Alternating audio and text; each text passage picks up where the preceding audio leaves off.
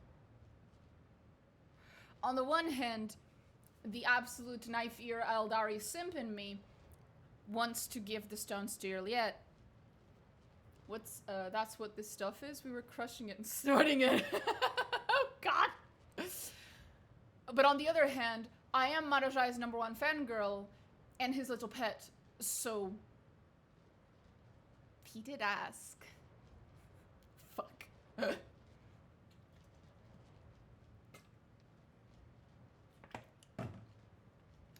What do I care about more? My morals or my simping? Damn, I really don't know. This is hard. This is a really hard choice. Tell me about the stones, Iliad. Apparently my character hasn't been listening for the entire time we've been with Iliad, and she forgot what spirit stones are, but go ahead, Iliad, explain to us again. I could perform a 3-night ballad about the creation of the first stone, but alas, you do not have the luxury of Eternity's favor.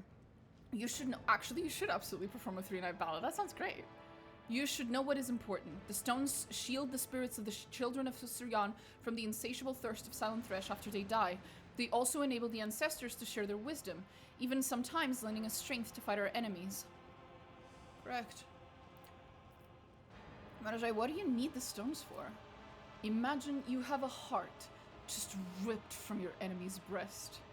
It seems fragile and fluttering, but clutch it in your hand, and it will tear open the skin and plunge you into an ocean of sensation. It's a torment and ecstasy that makes your blood boil and your soul burn in agony. Oh yes, I will find a good use for the useless spirits powering these stones. Fuck!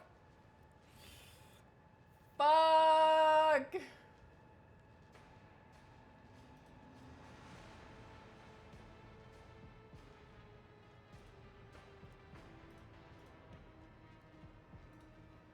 Manajai's dark eyes light up with malicious fire. It'll be my pleasure. Iliad showers you with a stream of Eldari's speech so fast the elucidator cannot keep up. Exasperated, she turns away. She just fucking cursed at me. Holy shit. Manajai gets it, he snorts it too. He absolutely does. Fuck.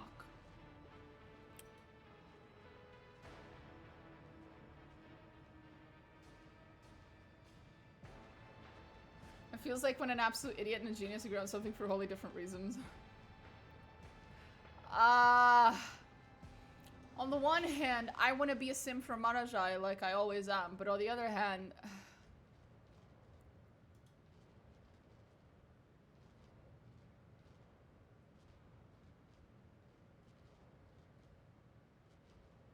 Fuck. I'll have to do the right thing. Keep the stones, Juliet.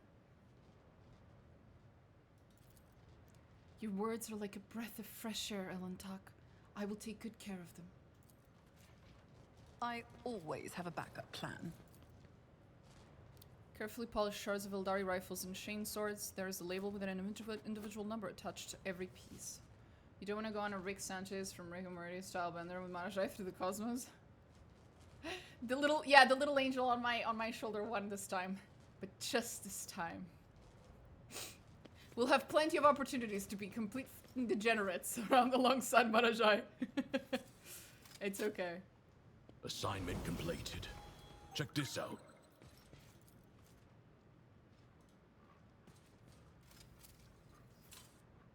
Easy. Keep your wits about you. Over there.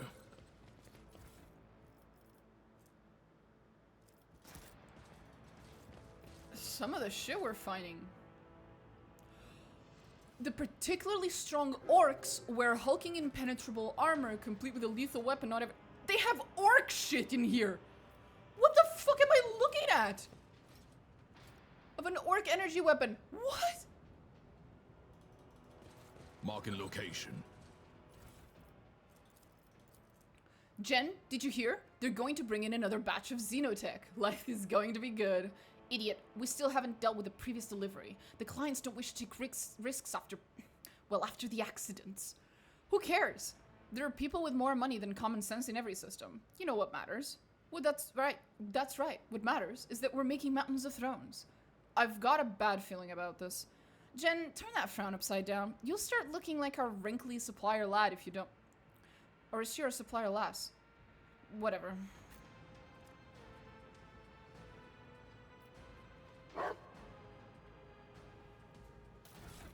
I failed to pick that up just now. Fuck.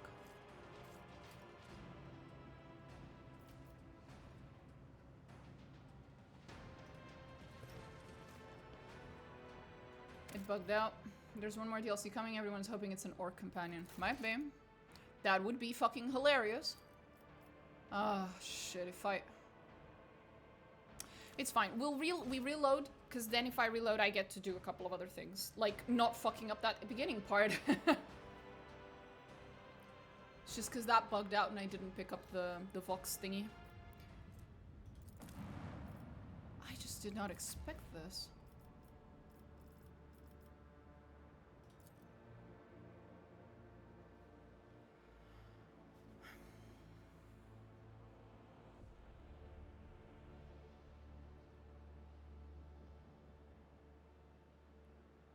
I like how the space dwarves live in the core of the universe. Live in the core of the universe. Would it be nice if... Wait. Let's just save before. So we can reload here instead of having to load out of the way. Dawdle. Yes, yes, I am wench. Yada yada. You vile wench. I can't get over that. It's so funny.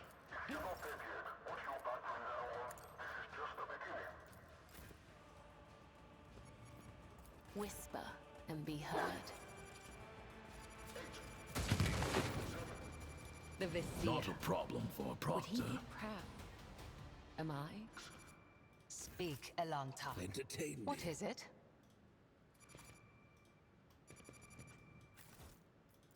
Check. Done.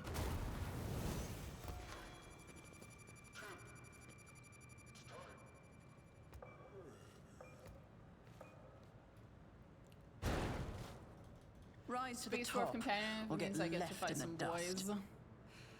It would be cool to get some representation of the Leagues of Votan and some of the other, like, less known things. A lot of people were talking about having Tau in this game, but I have a lot of reasons to believe that in the next game, the Dark Heresy, that we're gonna get a lot of Tau stuff, so so kind of you to watch that guy murder the other guy. Yeah, I'm very nice. They don't let me do anything. That's what's annoying. They don't let me do anything about it. It's fucking stupid.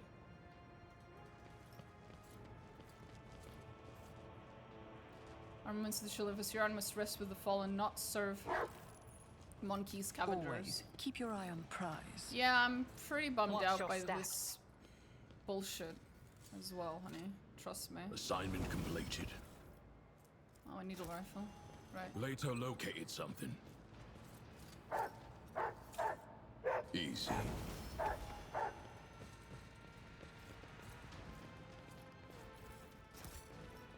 The shadows reveal their secrets. Tau aren't just Na'vi, right? They're like a bunch of different races now. Oh, the Tau are a fuckload of races, I yeah. always have a backup plan. They're a diplomatic, like, group of a bunch of motherfuckers. None are better at searching.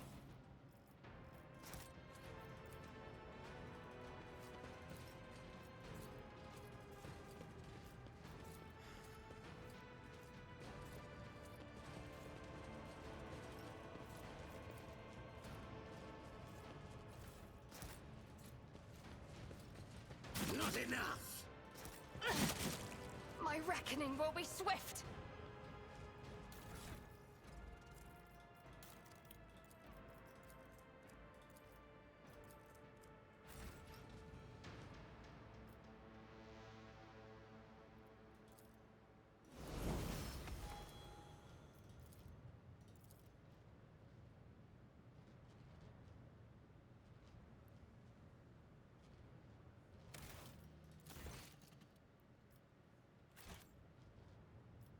Treat yourself, Marajai.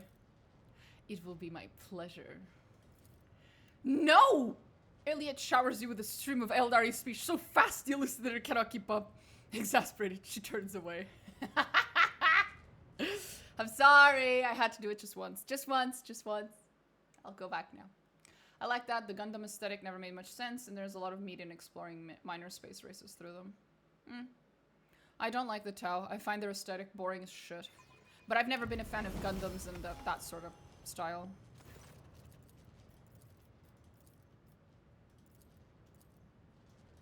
Keep your wits about you.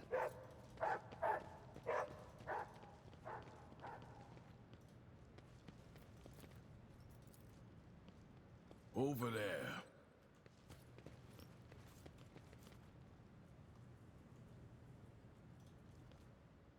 Check this out. Another scarf.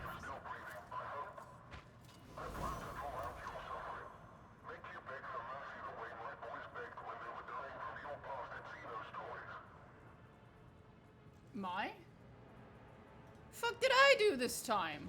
I always keep my options open. A Xenos race called Tau employs self-aware machines they call drones. Judging by the marks on the hull, the specimen was gutted quite deftly.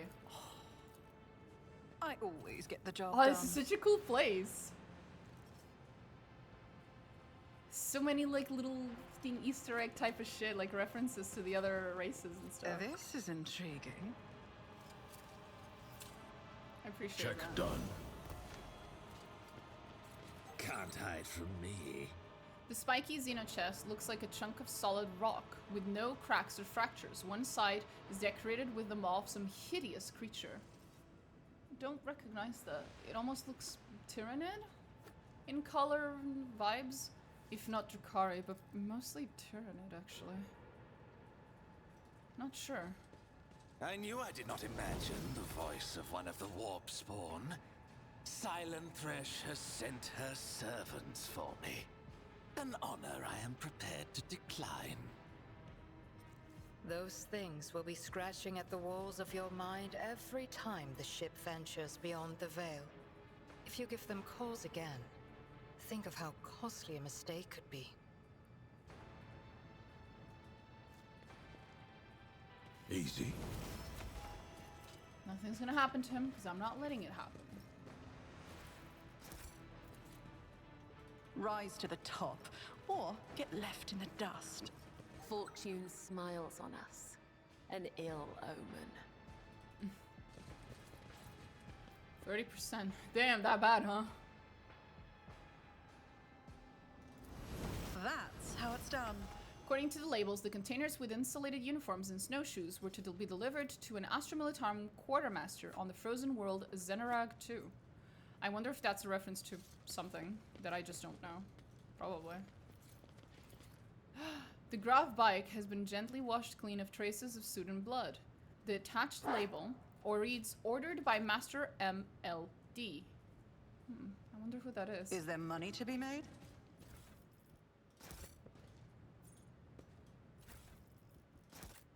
The mindless Monkey could not have earned the gifts of the Dark City. Who has dared to bring them here? Well, you know.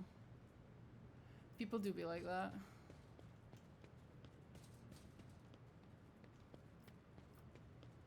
Oh.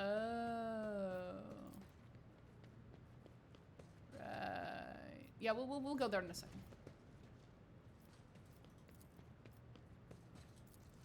I won't let it define me. Supersede Just pain. a temporary setback. Anyway. I think chaos. Oh, maybe. Could be. Could be.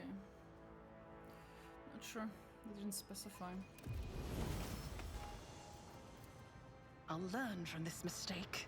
Fuck. I didn't save afterwards. You kidding me? On a 30%? Why didn't I save? What's wrong with me? It's fine. We'll be fine.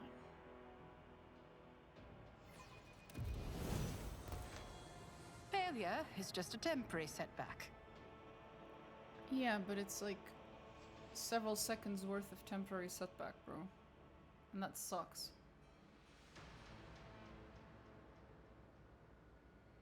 So please stop failing. I won't let it define me. You should. ashamed. God fucking damn it.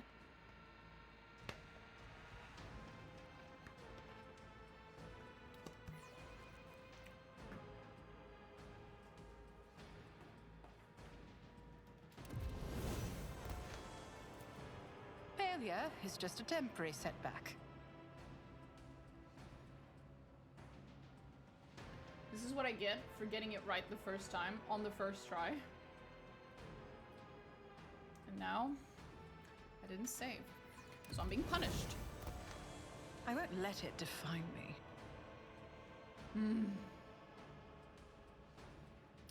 30%.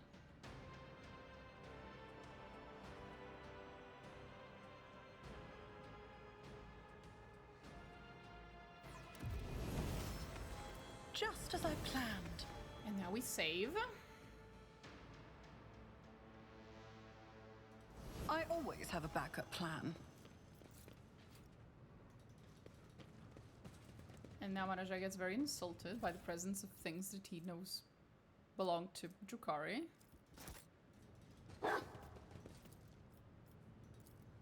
Success is the only It outcome was assembled I by accept. madmen. The components do not match one another and only serve to confuse and confuse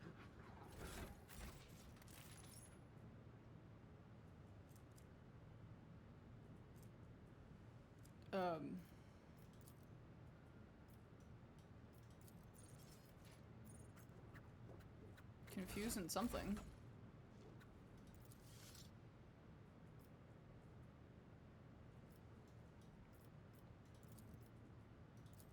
That's how it's done. It's just a little monofilament grenade. Oh, nothing special there.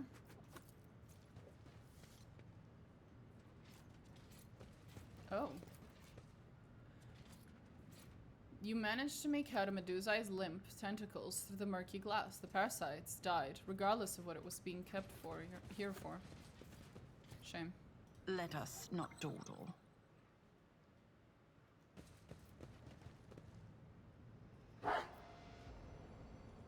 Oh, there's stuff up there.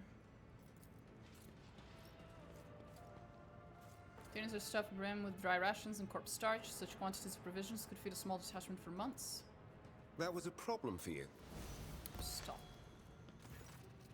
Subdued rumbling comes from under the cover of this ancient cogitator, as if the machine's spirit resented being awakened. After a few simple directions from the control panel, the vid screen flashes to life and starts blinking, waiting for your input.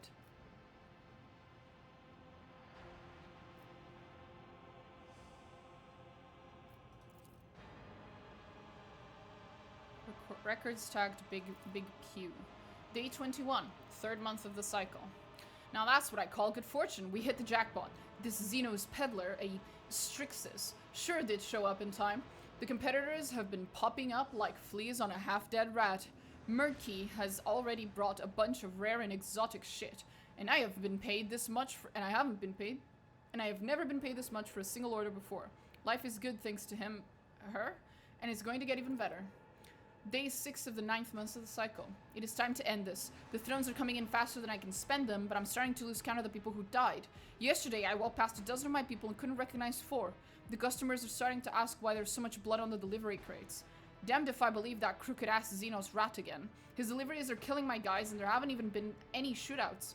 Next time Murky comes here, he won't be leaving this place alive. I'll make sure of it. 6 crates of tech upgrades, 4 blocks of Tau firearms, 8 units of miscellaneous Drukhari devices, 7 units of Eldari devices, 5 orc weapon crates, 3 units of Tau artifacts awaiting delivery. Received 8 crates of orc armor, 12 blocks of Drukhari blades, 10 units of Eldari devices, 8 units sold, 8 units of Drukhari devices, 3 blocks of Tau firearms, and 15 units of devices belonging to an unknown race. Concerning. Overhead costs, disposal of bodies, keeping an eye on dough. I've got a bad feeling this won't be the last of it. Received 24 units of unidentified artifacts. Let them stay unidentified and in my room. Sold 18 units of Drukhari, Eldari, and Orc firearms. Stolen. Fuck if I know. My own people are stealing from me now. Whether that scoundrel Murky promised them, I'm gonna find out and there'll be trouble. Vox recorded conversations. Jen, did you hear? They're gonna bring in another batch of Xenos. Life is going to be good. We've read this before. We've read this before.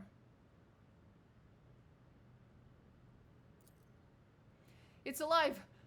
Alive! What? Why are you screaming? That thing! It's just latched onto Lufa's face and she went mad. Throne be damned. Cut it off! Cut it! Hey guys, what's wrong? We're missing the Drukhari crates, lad. But I was told to look after the sounds of several bursts of bolter fire. Run, run, run, run! What the... Oh, Throne, take me! Ah! Enter a different command. Relay clicks inside a dusty machine. Okay.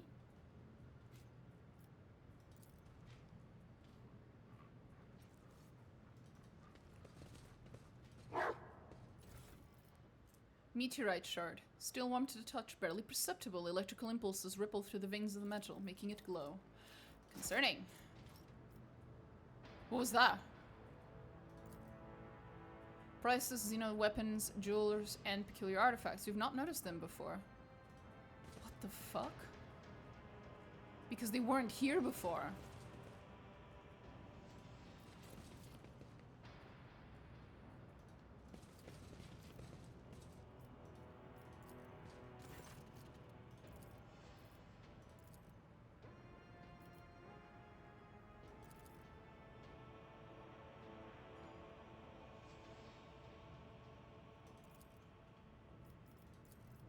Easily done.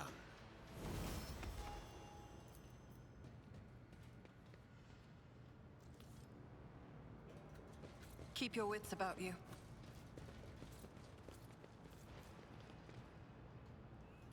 I can cut your eyelids for you to see better. Thanks, Manajai, but I think I'll decline the offer. There. Get back or this creature will turn you into mindless slaves.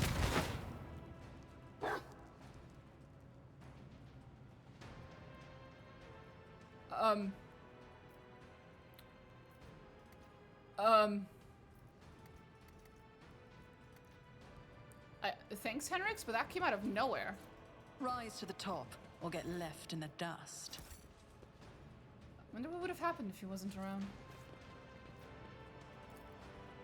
The Inquisition taught me many things.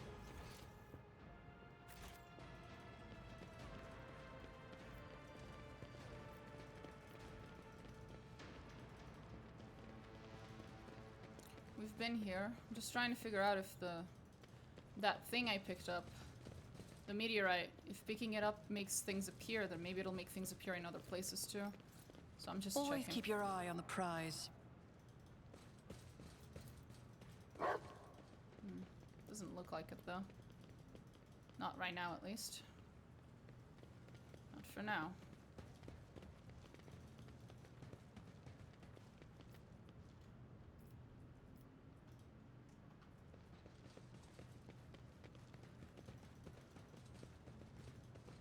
Later located something.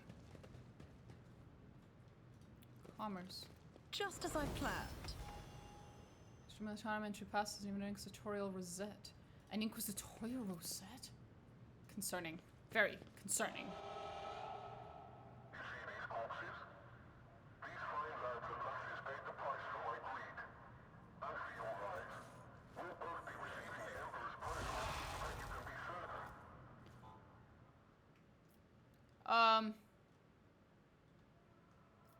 I will lead us to fortune. I'll make it happen. State your intention. If I must.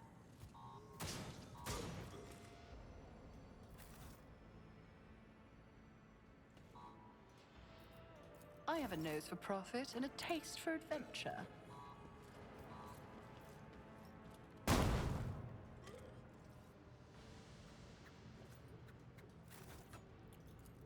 Okay.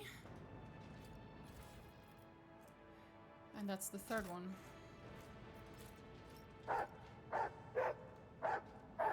I know, Always it's keep already my options in there, open. buddy. You can go up again, though.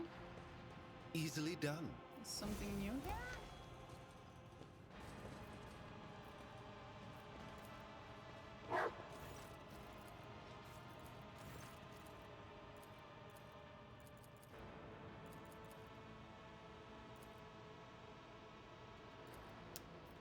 Still don't know what that last one does. That was a problem for you. Stop being a little shit.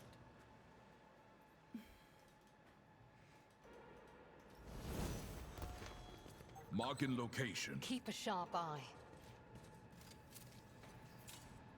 I always get the job done. Do I need to point it out for you? I would advise against touching this possessed artifact if you still value your soul.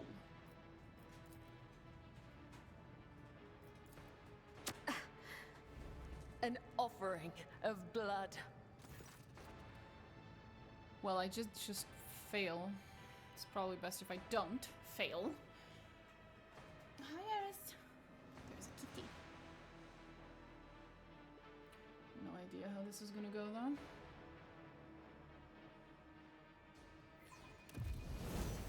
Let's try that again. Is there money to be made? I sense something nearby. Success is the only outcome I accept. Just as I planned. I always get the job done. A little concerned, but okay.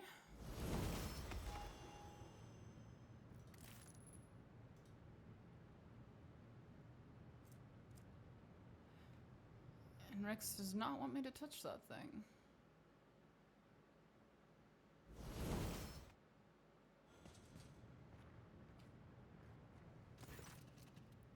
The weighty tome is bound in the skin of a human face, and laced with a cord woven from tendons. A sinister crimson symbol dominates the cover, but it is difficult for you to make out. The details elude your scrutiny, and the strokes twist and shift further than the confusion.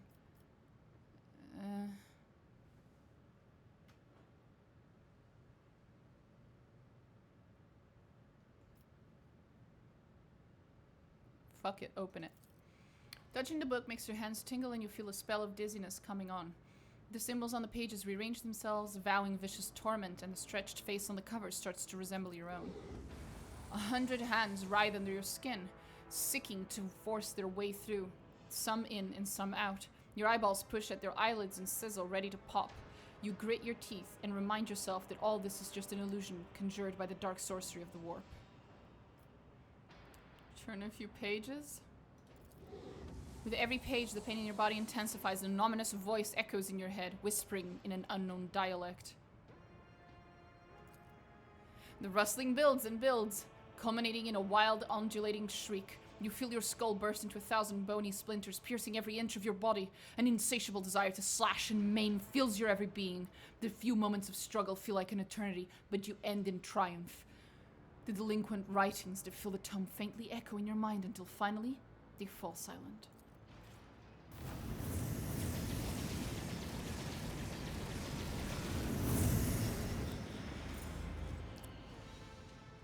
Not sure I wanted to do that.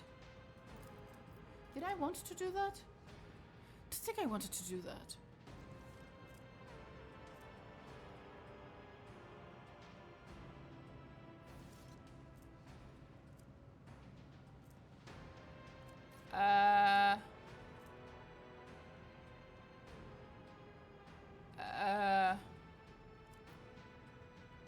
I'm scared.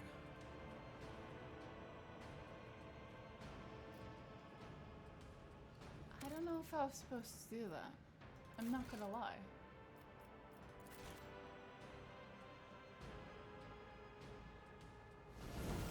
Keep your wits about you. I caught sight of something.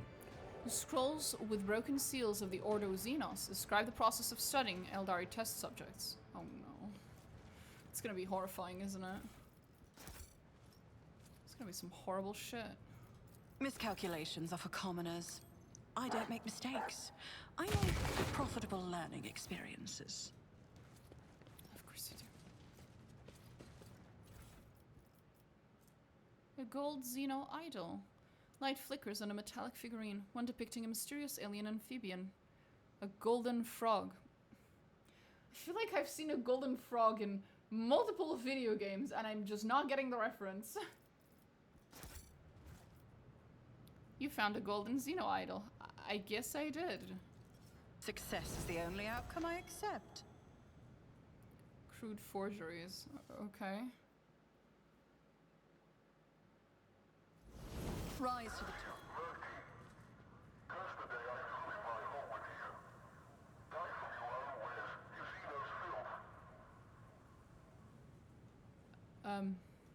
What?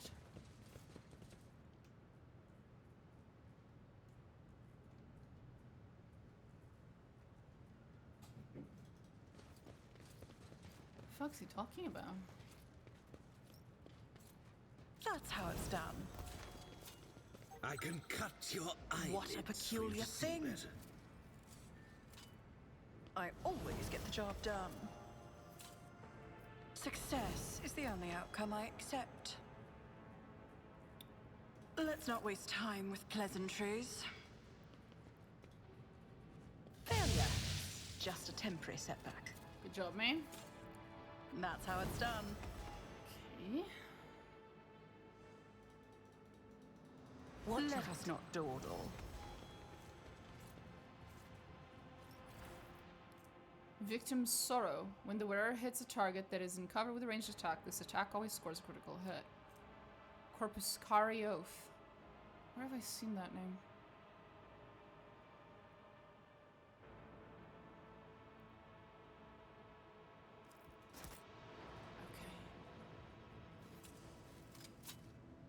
Just as I planned. I always have a backup plan.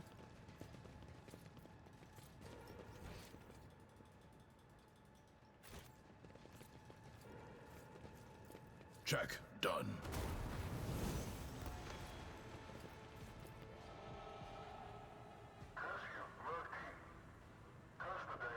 From your own wearing stuff. Oh shit! Necrons, are you kidding me? The fuck are the Necrons doing here? Disgusting presence out of existence. At long last, we can have some fun. And die. Thanks, Marajar.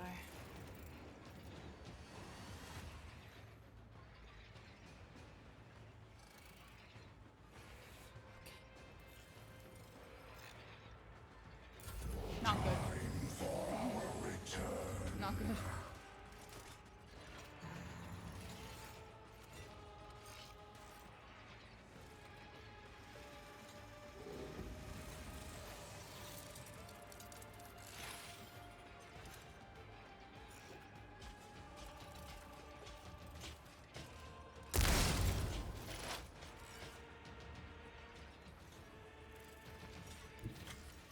Just designate a target.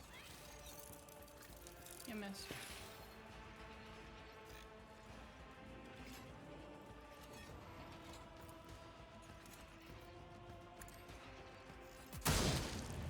Much better.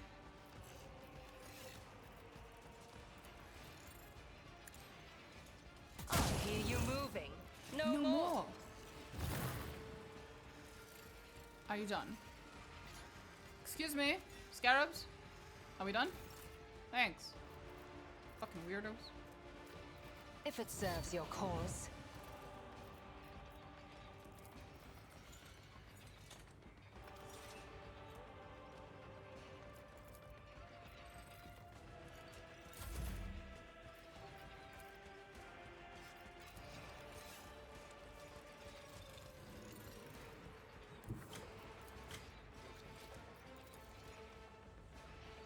Death comes in silence.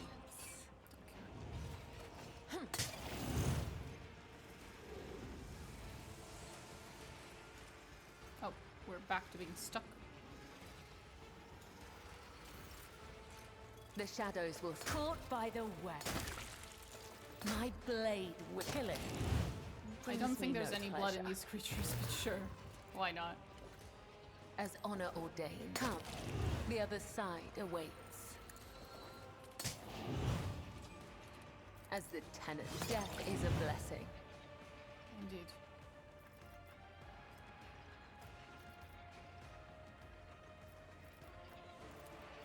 As honor ordains.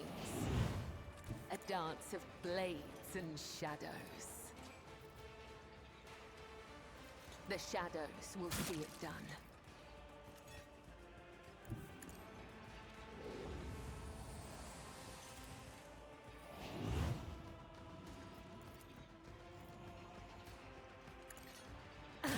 Aim for the heart next time.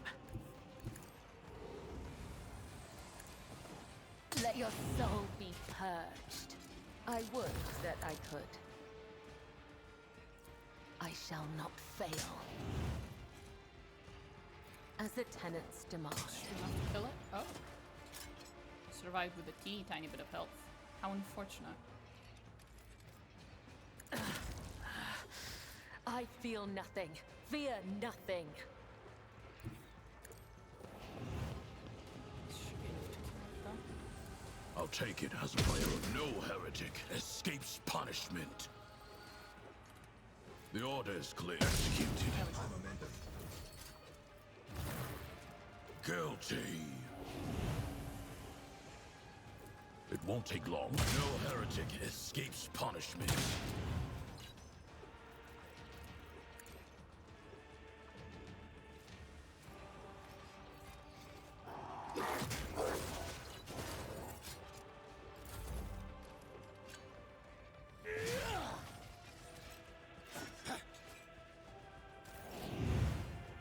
Don't distract.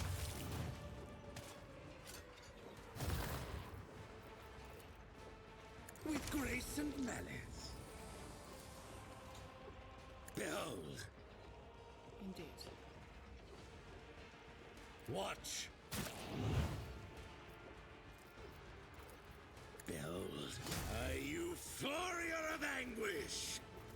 With grace and malice.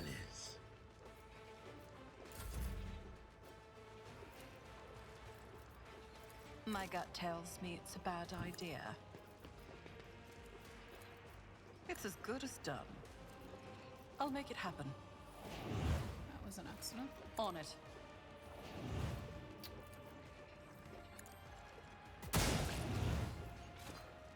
I'll make it happen. It's as good as done. I am the Reaving Tempest incarnate! Reassemblement commencing. It is handled. Watch. Kneel before me, praising. With grace, I revel in your terror. Insignificant. You should feel honored to witness this. Will not undo me. Consider this a taste of what's to come. I'll see to it personally.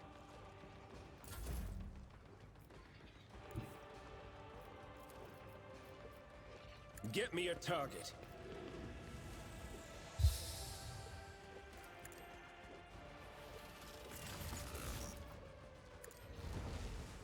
Nothing stands against me.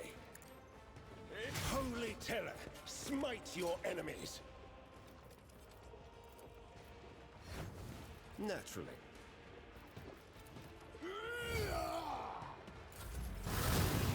Shit, there's more.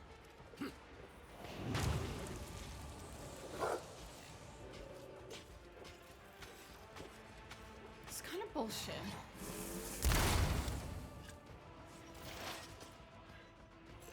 That actually missed. Holy fuck. I understand your intent. I am not your Xenos pet monkey.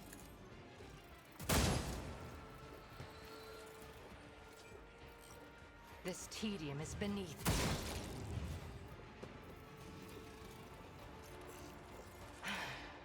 If I must.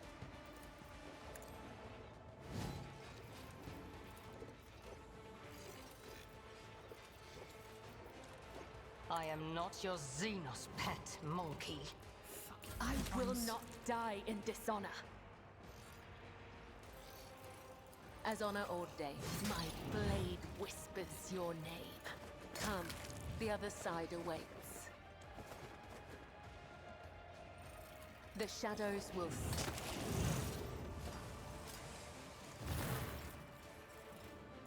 I shall not fail.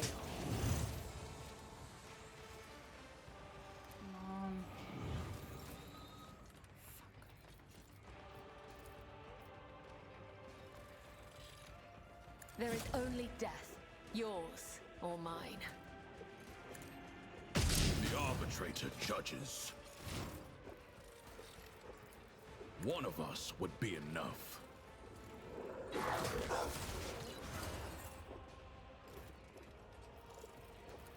Let's test our skills, Galato. Yeah.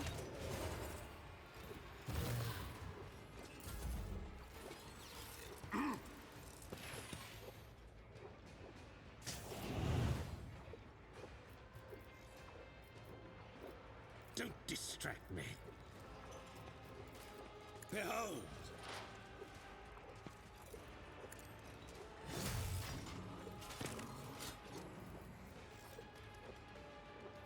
Slow and painful is the way. Kneel before me, pray thing! Indeed. It is I revel in your terror! Who if not me? There we go. That should help. Leader's down.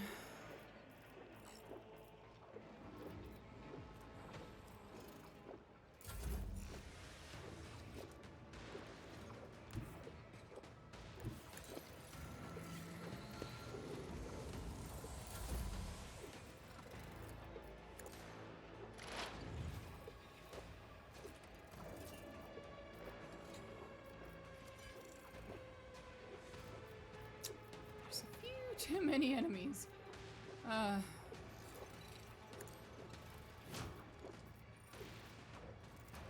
On it.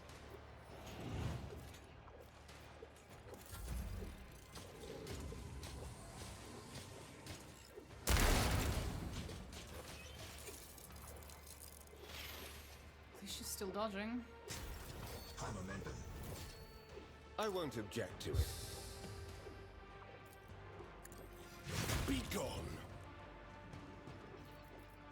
Someone's death wish is mine to grant. But of course, Lord.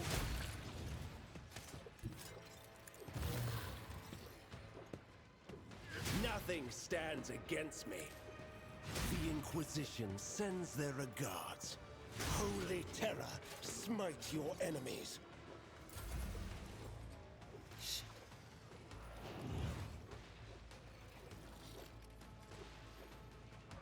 Come on.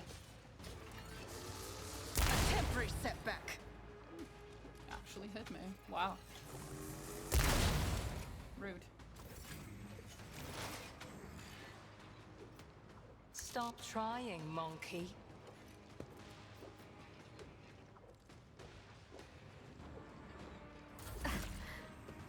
An offering of blood.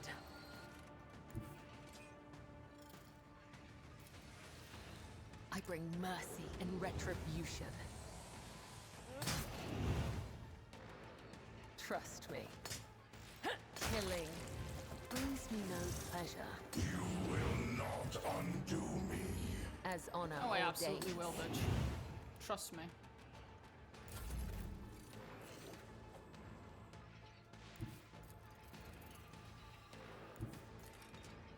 The order is clear.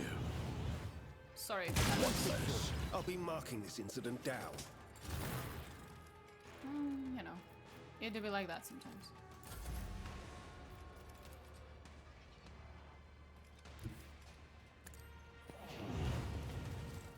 I'll take it as a priority.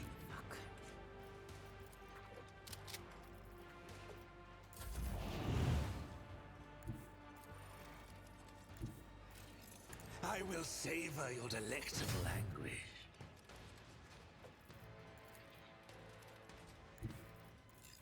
Don't distract me.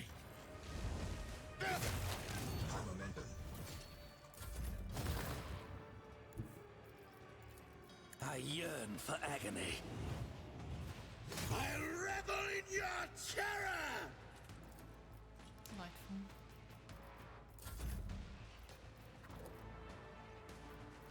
Here's my perfect moment. Another enemy down. Nice.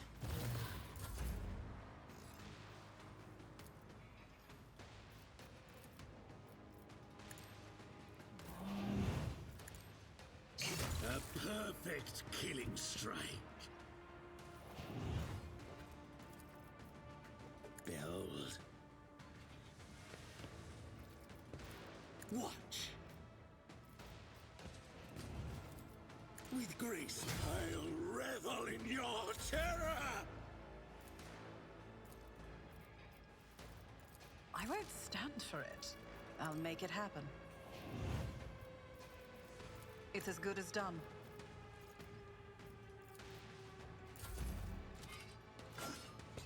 You wish. Everyone, step aside.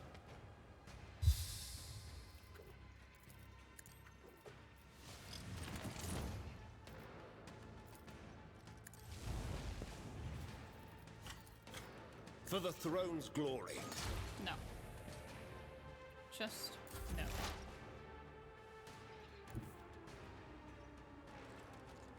I move as if unseen. If it serves your cause, another soul slips beyond the veil. Oh, finally. Holy shit. I hate fighting against Necrons. It's such drawn out fights. I always keep my options open. Implants resembling the limb of an enormous insect are stacked inside of an airtight container. A note taped to the lid says, Ramgul, Rakmul, screw it. Push this on some not very bright customer.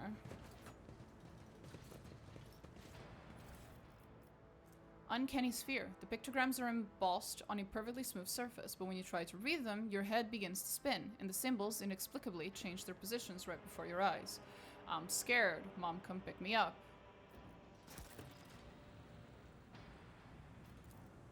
Success is the only outcome I Has accept. exhausted its power and will remain dormant until the sphere is returned to its core and collects enough energy.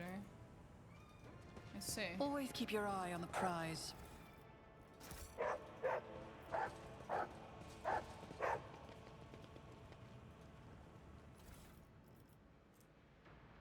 Lost what little remained of his mind since Mercury brought in the latest Xenotech haul.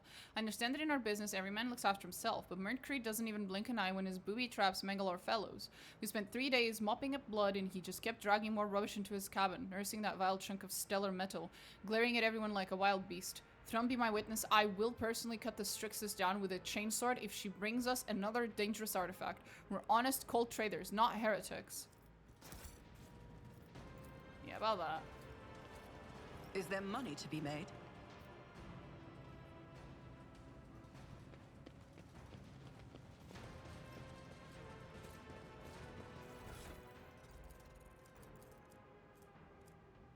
A lot of very interesting stuff here. I'll give you guys that.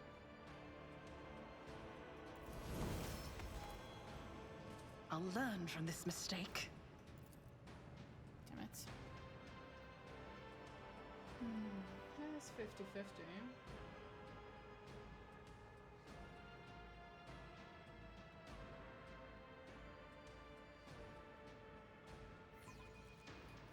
Chance I should be able to do it.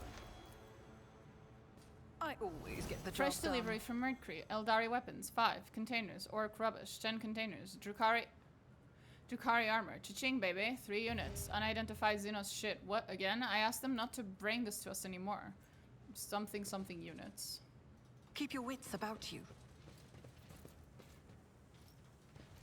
Enough energy from what? What am I supposed to do with this?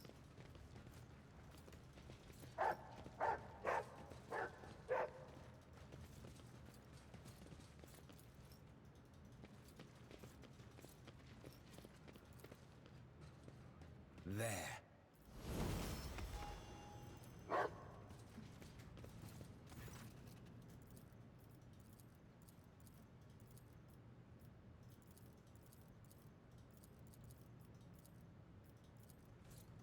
Let us not dawdle. I'm confused. Easily done.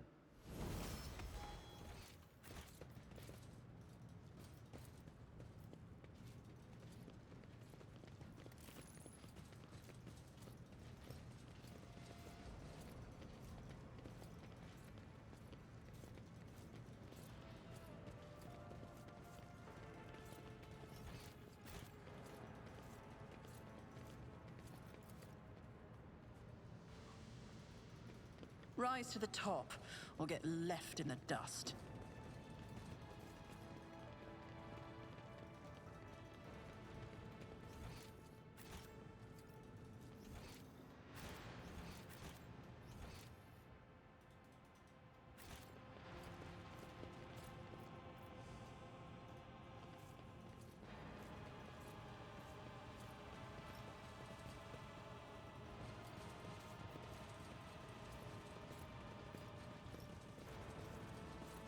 I always keep my options open.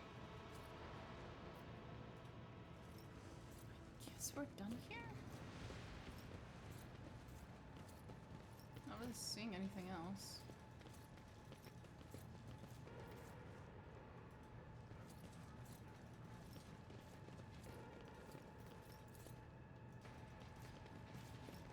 Well, guess we go then.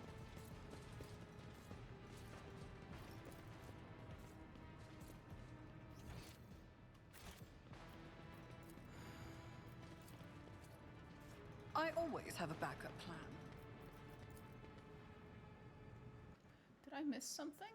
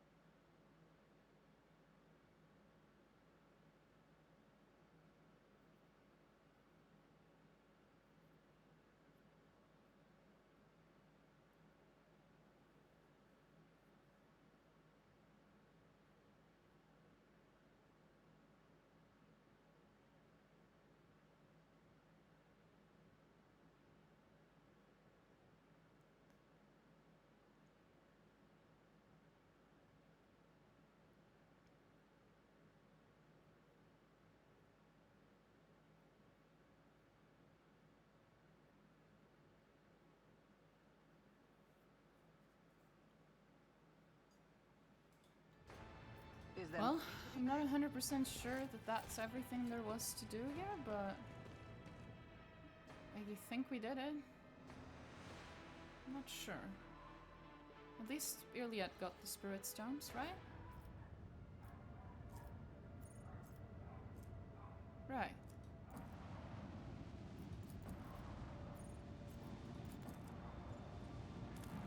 Right.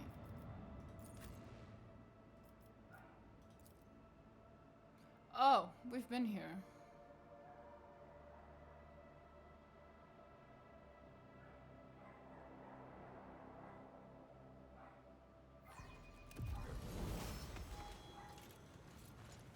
Well, I guess there's nothing wrong with us going and checking if there's Keep your anything wits new. about you. There shouldn't be, but...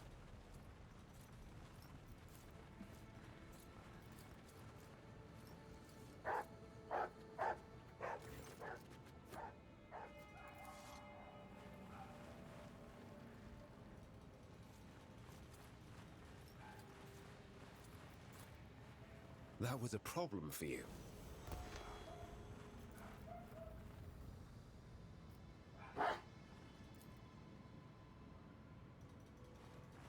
Rise to the top, or get left in the dust.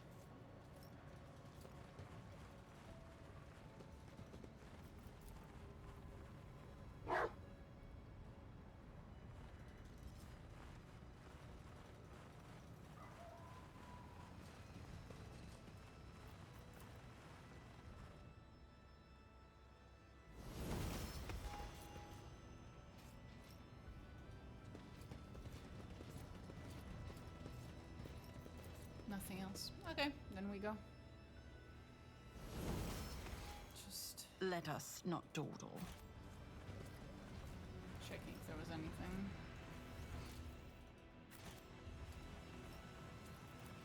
answer is no, There. there wasn't. Nothing here. So we're done.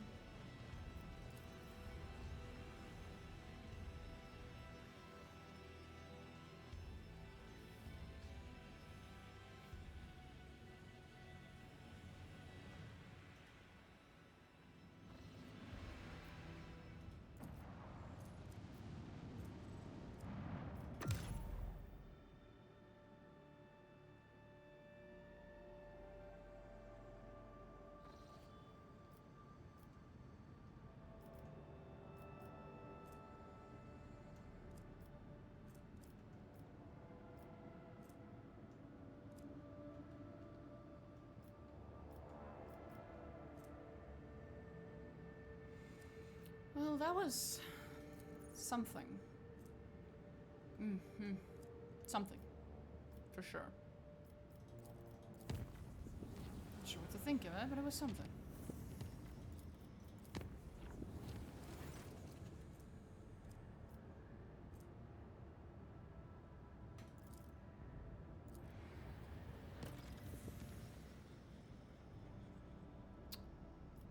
I have to go to Dargonas. Ah! Well, I guess I had to go there anyway, right?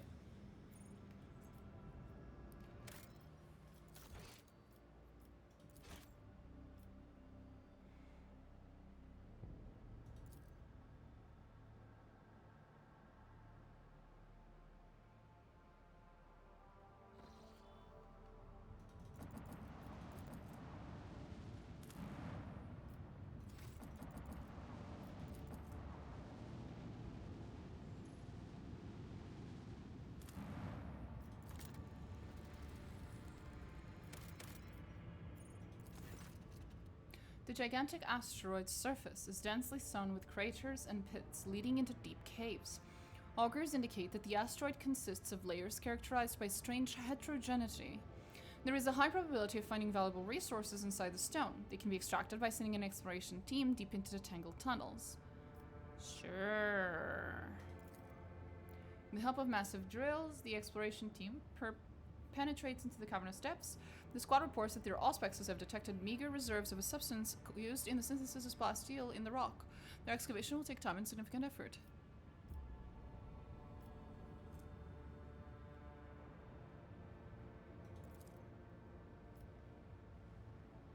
Okay. The noise and vibrations caused by the instruments have disturbed strange currents inside the asteroid. A transparent, viscous substance streams down from the porous walls of the cavern, slowly filling the caves. The squad's auspexes raise the alarm. A prolonged stay in these tunnels will undoubtedly result in a toxic liquid destroying the gear and equipment. Despite this, the explorers suggest blocking the livelier streams in order to leave them with enough time to fill in several canisters with a strange substance. Okay.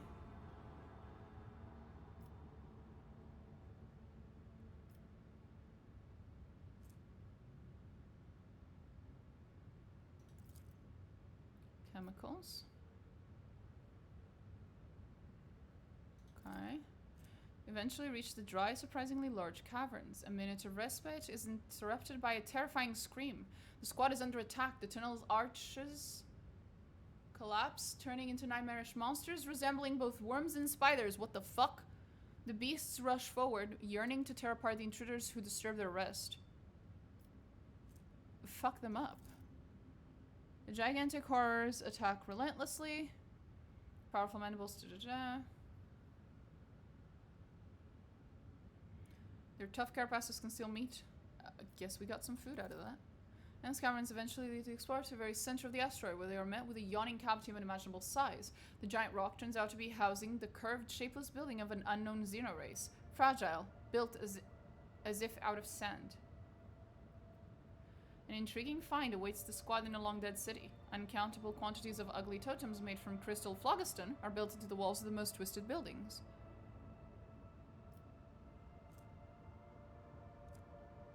I don't know, grab the phlogiston, why not?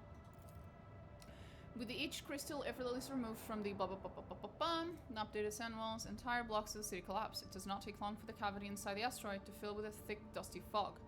Further recovery of the phlogiston from the crumbling ruins will take more time.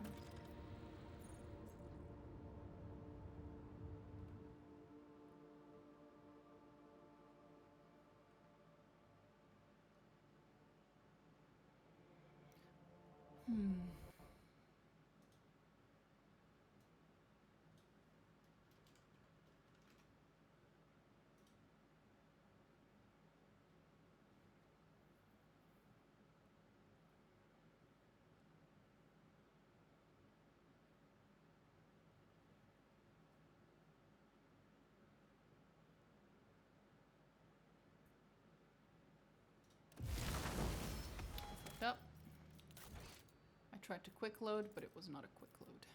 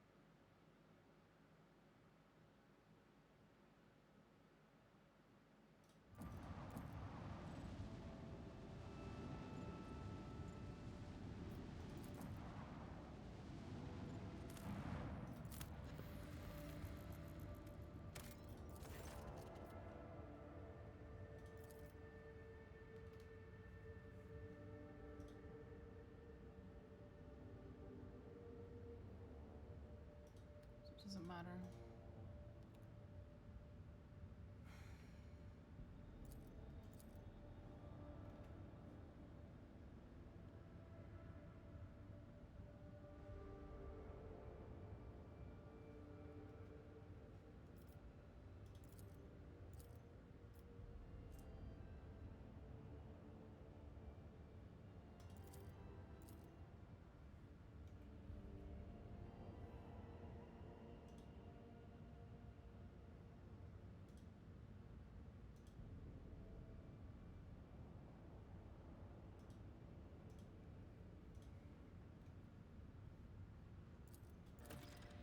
Well, that was odd.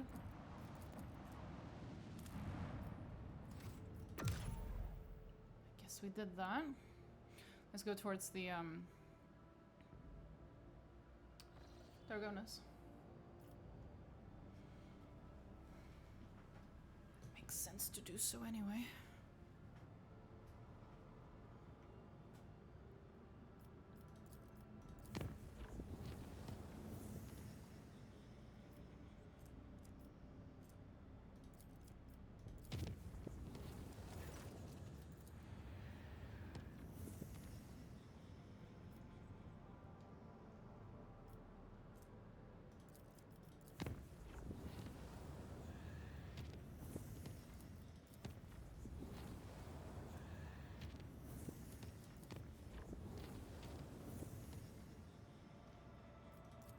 None of these lead us into those middle ones. How odd.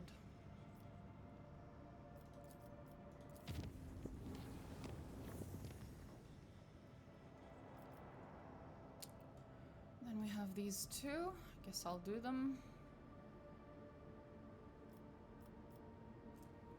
Might do these other ones first.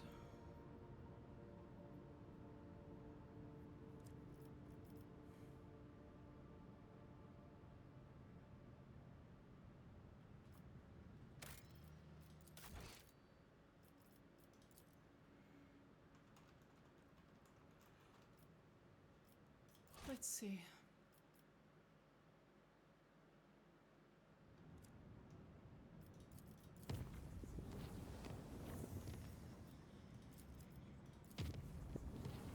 What's here? Forewarning. Forewarning?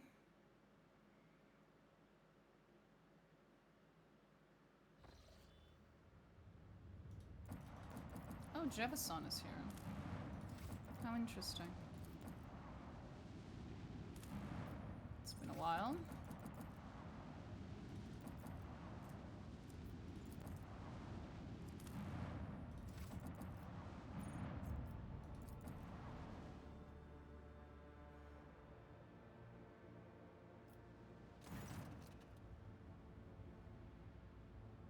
What? A strange vessel enveloped in a pale orchid mist sails past the stained glass windows of the captain's bridge. A familiar coat of arms appears on its thoroughly dented, ragged hull. The House von Valencia's coat of arms. The Augur crew reports that this is Lightseeker, an expedition void ship tasked with exploring the planets of the Grown's expanse. This vessel disappeared without a trace over 600 years ago. The telemetry shows that the decks are empty, devoid of life with no crew detected. The sight of the ancient void ship causes a throbbing headache and inexplicable disgust. Where did it vanish for all those centuries, and how did it end up here? The Vox Master reports that the elders of her clan told her tales about the Lightseeker. This legendary void ship has discovered plenty of bountiful worlds where the most profitable extractions were little installed. This vessel brought countless riches to the von Valencia's protectorate in the past, but its sudden reappearance after 600 years of oblivion seems wrong and dangerous. The High Factotum, Janres Dunrock, confirms that the Lightseeker is still a part of the von Valencia's fleet. In other circumstances, the Factotum would have insisted on reclaiming the property of the Protectorate, but who knows what had happened to the vessel during the centuries it was lost. The dark powers of the cosmos, or even the warp itself, could have corrupted the ship. The worried whispers of the crew are silenced by an urgent alert. The ship is rapidly changing course. While closely watching the Lightseeker's maneuvers, your Seneschal becomes certain. The vessel's preparing to attack. Abelard has heard a lot about bountiful worlds discovered by this void ship's crews, but he doubts the same brave voidsmen are at helm now. Whatever dark powers are controlling the vessel, one thing is clear. It's a threat. The rogue trader needs to engage the unknown enemy and recapture the property of von Valencia's dynasty. Ulfar is adamant that any void ship that has spent the past 600 years beyond the Veil is corrupted beyond salvation. He says it must be destroyed at once.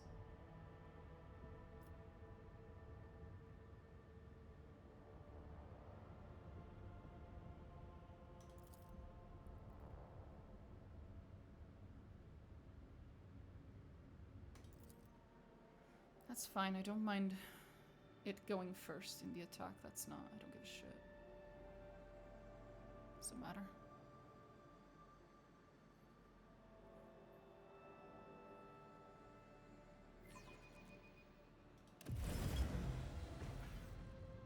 I still went first, lol.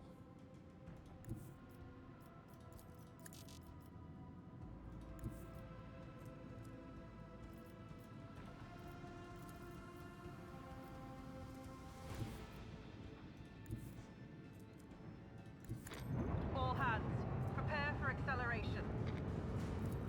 With the force of a supernova. Lance battery, volley. Keep up the pressure.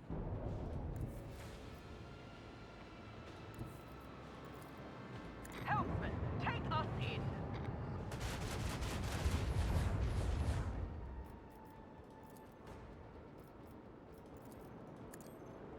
I ravel at the spectacle of their glittering ruin. Thank you, Elliot. That was very cute.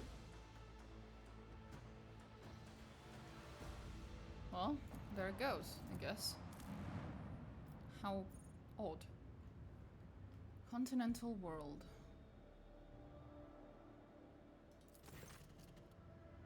Look enchanting even from orbit. That's it?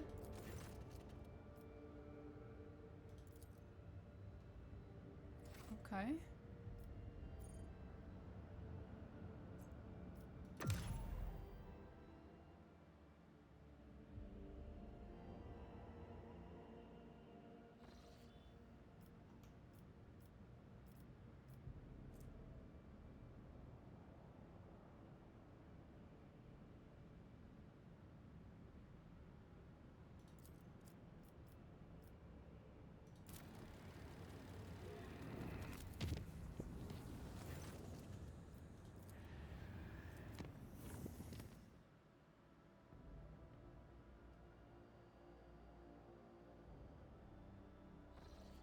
Let's see.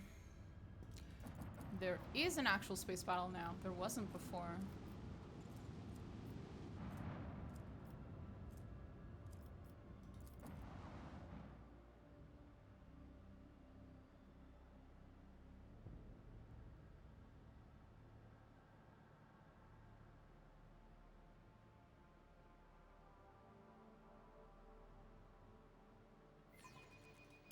stars will judge you. All hands, prepare for acceleration.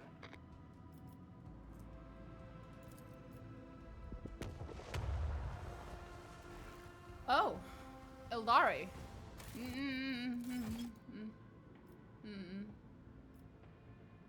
No point, thank you.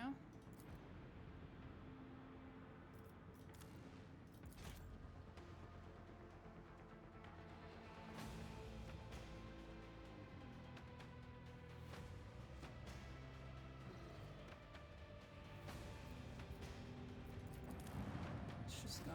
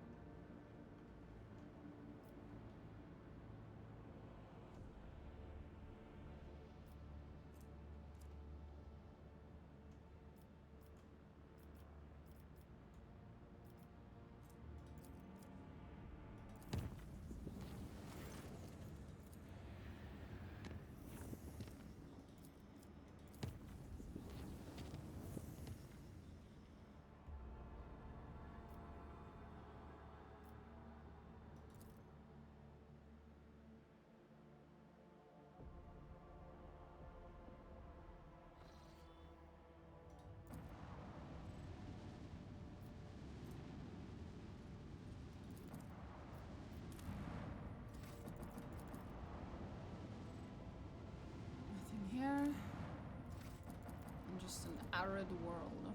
Oh, there are phlogiston here. So at least I'll be able to get some phlogiston, which I haven't gotten in God knows how long.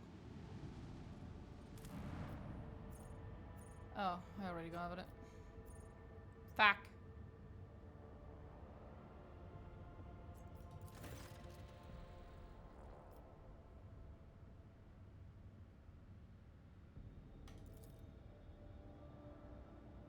Same thing.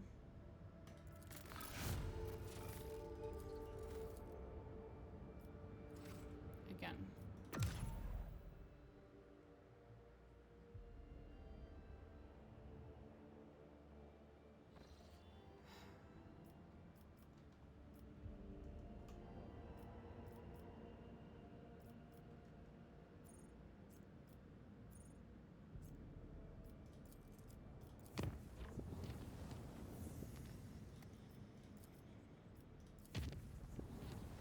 It's odd.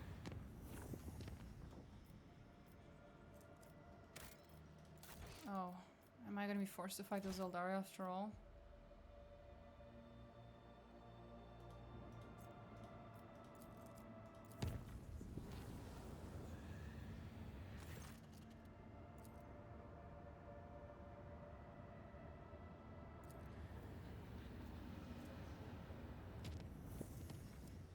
Probably.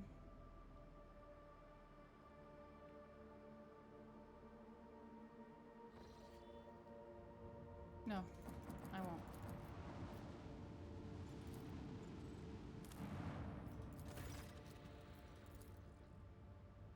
Yep. Same thing.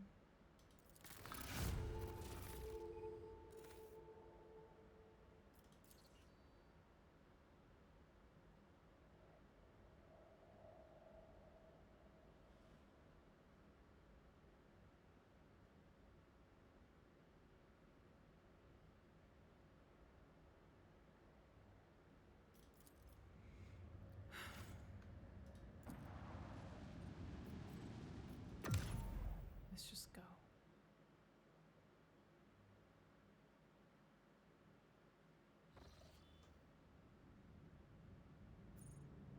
There it is.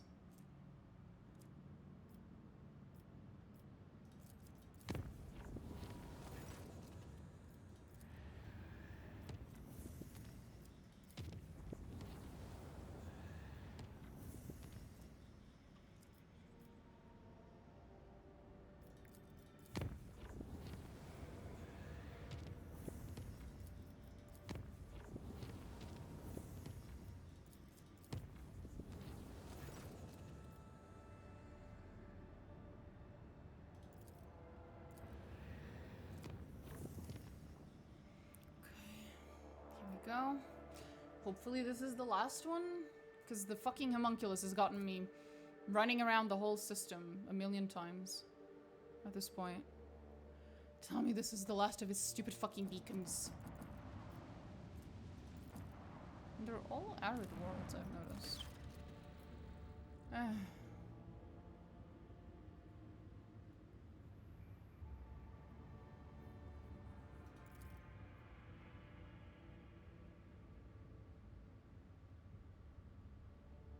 Yep, same usual shit.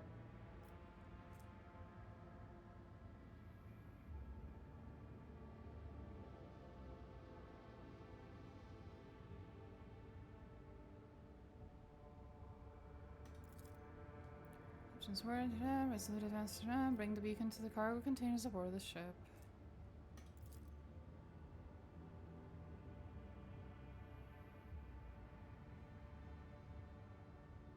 Pain grip.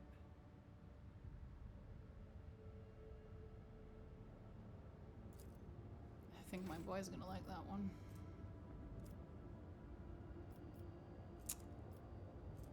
Anyway.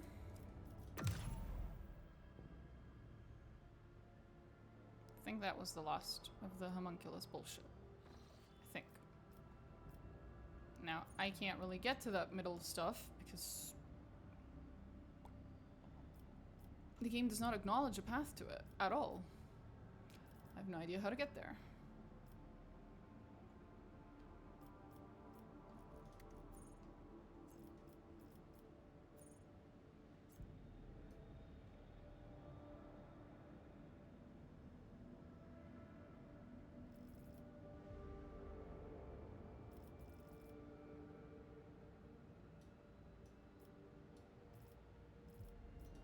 Yep, that's about it.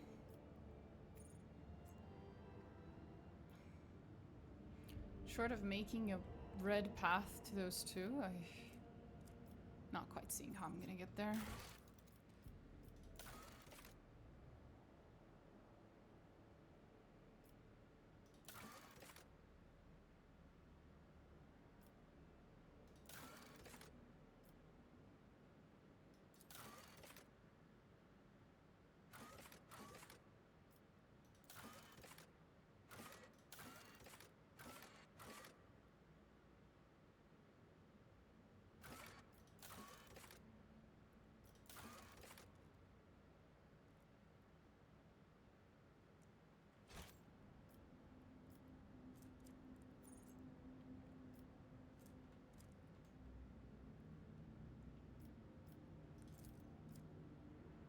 I am so curious as to what the fuck that is that's going on in those two, but I really don't remember. Anyway, I'm sure we'll go there later. First we need to go to Mundus Valencius and hopefully get something done there that isn't bad. Besides, we have like 2 quests there, including Abelard's, which is important.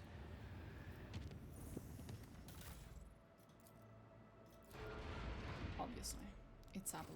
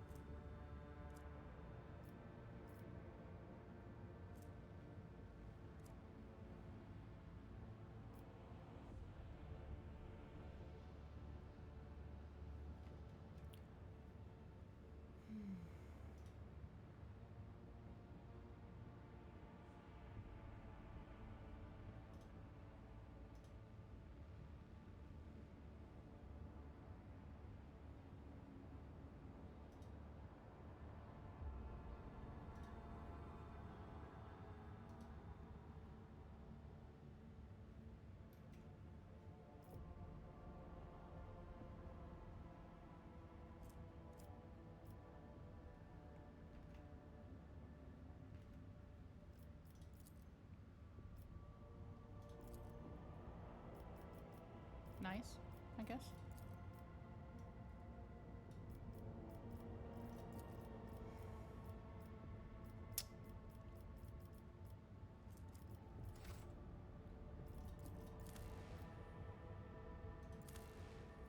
Oops. Jeez. Guess we should just go and remove someone.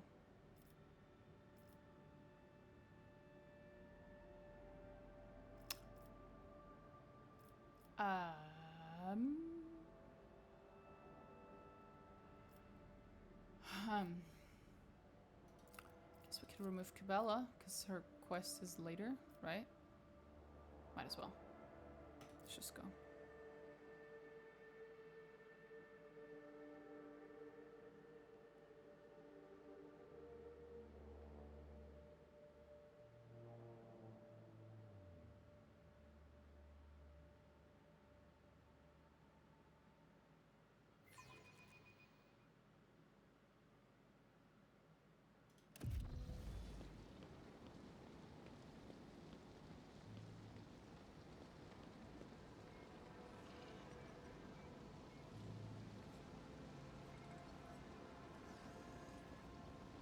Ladies and gentlemen, please stand aside. This is ridiculous. Such a thing happening in the Road Trader Palace.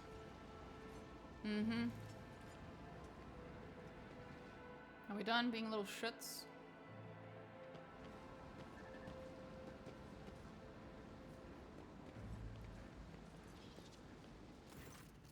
You're confronted by the sight of dead bodies at the entrance of the palace. The corpses have been hauled into a pile. Some are dressed in uniforms of palace wardens, while others are arrayed in the clothing typical of the Dargonis nobility. Upon seeing you, the young enforcer stands at attention and swallows noisily. His voice trembles as he says, "Your ladyship, we're honored by your presence." Fuck.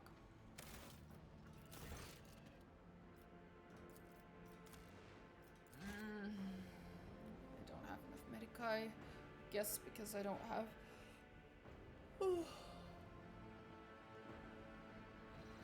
I don't have her with me. Cabela. I'm pretty sure she's the one with the highest medici right now.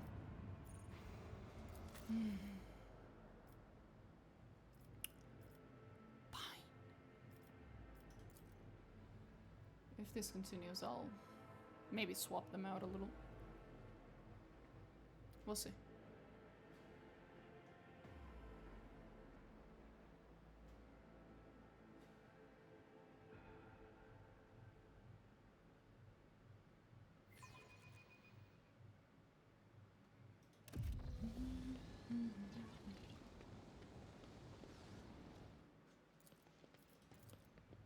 The bodies of the assailants are studded with many augmetics, but upon closer inspection realize they are not merely implants. Their construction makes it clear that the deceased were not humans, but in fact rare, high-functioning servitors. As far as I know, House Gaprak has received such servitors from the Crimson Priesthood as gifts in the past, although this is my first time seeing one myself. What is this mess? Your ladyship, those people wanted to attack. Second Lieutenant of the Palace Guard, L.M. White, reporting. Shortly before you arrived, we averted an assassination attempt on the rogue trader. The palace soldiers detected intruders and engaged them in combat. Where's Clementia? I think she's with the rest of the House Versarian, detained in the throne room, that is. Divestem has gathered all the Dargonis nobility were there to pronounce a guilty verdict against House Versarian. Not to conduct a trial, to pronounce the guilty verdict. That's fast. Why is the governor not here to greet the rogue trader? I do not know. Perhaps you could probably find him in the throne room, where the governor intends to put House Versarian on trial. Well, he's already decided that it's guilty, so I'm not sure that's much of a trial. Oh, too hard for a simple monkey. Crumpled up letter. Letter soaked with blood. Full and discreet. Keep away from the lords and ladies. You must look like a noble to the servants and wardens. Do not engage in conversation with anyone. Your task is to avoid exposing yourself ahead of time and let the Versarians get away while the wardens are busy guarding the rogue trader. Uh-huh. Sure. Very realistic.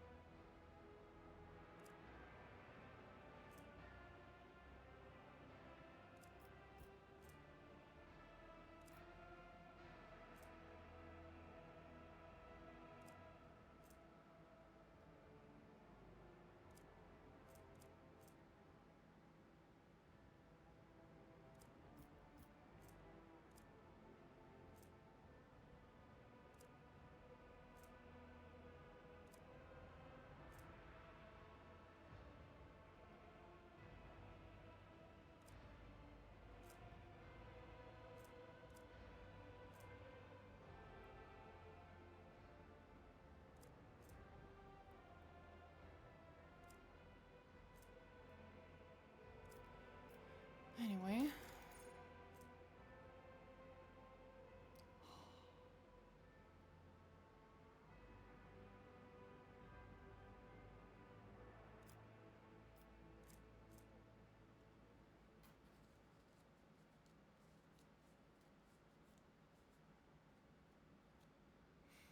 His is better.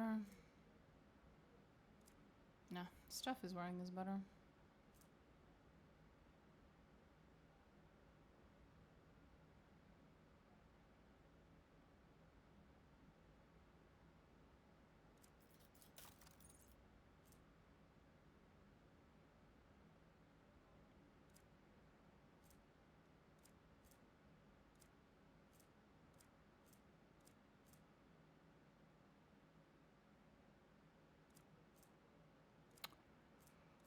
Well, anyway.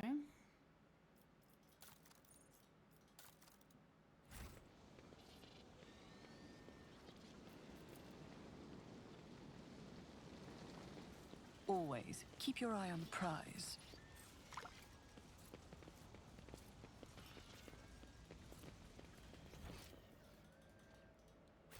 Nothing else out here? Really? Hi, Cabela.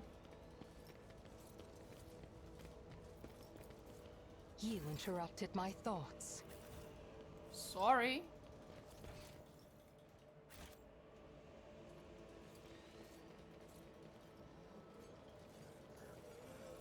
I always have a backup plan.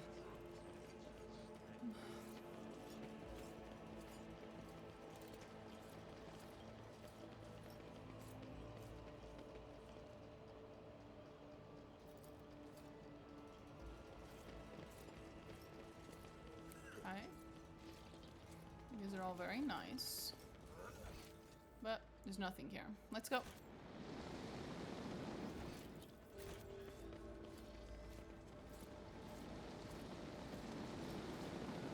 I always keep my options open.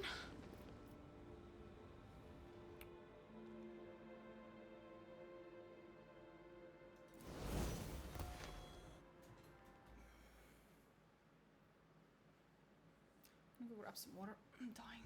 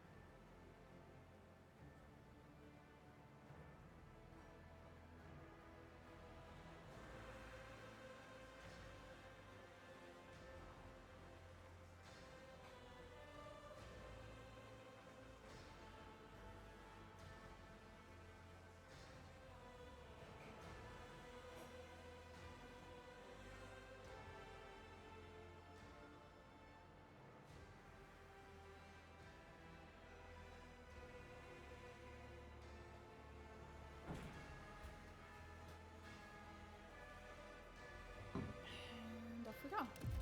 Let's go save Albalord's family. Let's go help Dadalord.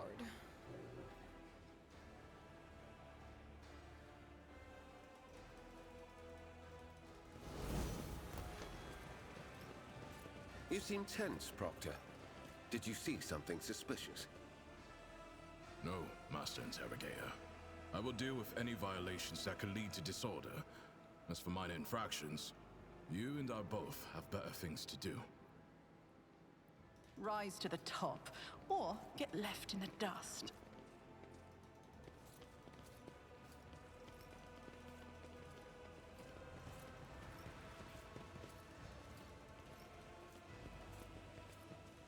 What bullshit's going on over here?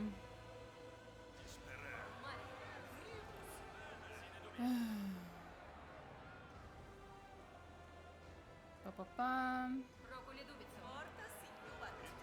Shall complain. Move over, let our leadership rogue trader through. Thank you. Fucking goofballs. Yeah, well, keep begging. I'll follow you in a second. Oh, fuck. I guess I'm following you now. Your ladyship, 'tis an honor. I regret that such unfortunate circumstances have occasioned the rogue trader's visit to the capital. Your ladyship, you're here. Please, you must hear us out. The rogue trader is undoubtedly here to listen to the testimony of each and every one of us, and to punish the traitors. We have known each other for many decades now, and we have had our fair share of disagreements, but you really think my flesh and blood would trample upon the very definition of honor and loyalty? We have evidence implicating them, Abelard. I'm sure that her ladyship will arrive at a fair ruling. What are the charges? Disruption of logistical lines, bribery of Adeptus Administratum officials, document forgery, and the organization of heretical insurrections. On top of the evidently devastating economic impact this has had on your protectorate, these criminal acts have impeded the delivery of the imperial tithe, which in turn has drawn the Administratum's attention. Needless to say, the esteemed Adeptus Orbites cannot ignore this situation either, and before their representatives arrive at the palace, we're obligated to identify and punish those responsible. I'm already here, which means Adeptus Orbites has started his official inquiry. You may cool your enthusiasm, Governor. You're already too late to rectify your mistakes. Clementi, I wish to hear your account. Your ladyship, House Rosarian denies all charges laid against it. These last few months have indeed been trying for Dargonus, but we've done our best to remedy the situation. My family's every effort was focused on stabilizing the capital's logistics and economy, so much so that we failed to notice the web of intrigue unfolding behind our backs. What happened on Dargonus in my absence? When caught wind of the rumors of your disappearance, we patiently awaited news of your return, but then Dargonus was struck by a series of terrible events. The first was the sabotage of logistics that hampered shipments, then mass unrest spread across the entire planet, and the minor noble houses began squabbling among themselves, trying to pin the blame on their rivals. We took great pains to calm them down and managed to squash the revolt, though not without some outside help, unfortunately. These events have also been overshadowed by the... I'm ashamed to even say it out loud in front of you. Your ladyship, the rumors circulating among the higher houses. Some were calling for Theodora's true heir to be installed as head of your house, Conrad Voigtvier. Not all of your subjects have forgotten his past efforts for the benefit of the Trade Protectorate. When the investigation was launched, the evidence led us to the Rosarians. Why are there dead bodies at your entrance to my palace? Your ladyship, I humbly beg your pardon? You see, right before your arrival, the palace guard discovered a plot to assassinate you. Fortunately, the malefactors were disposed of before they could cause you any harm. Travstem, you aren't accusing one of Dargonus' leading noble houses of treason without airtight evidence, are you? Of course I have evidence, your ladyship. The investigation has established that members of the Rosarian family, which is responsible for both Dargonus' fleet and its logistics, used their contacts and influence to forge a host of documents in order to undermine the planet's supply routes and economy, thus fomenting unrest among the inhabitants. Allow me to introduce my son, Cornelius. It points to a dude. Cornelius holds a prestigious position at the Administratum Palace. Does he now?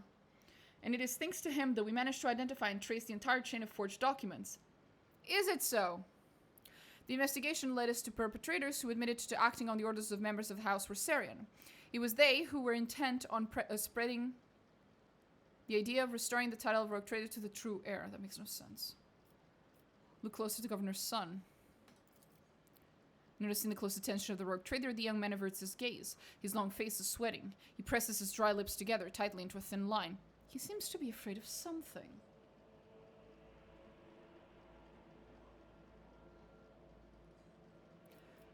Do you support the governor's accusations?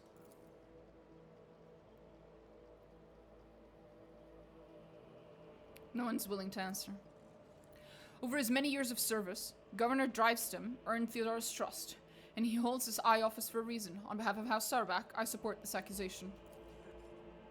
My apologies, your ladyship, but I wish to speak too. Of course I agree with my husband.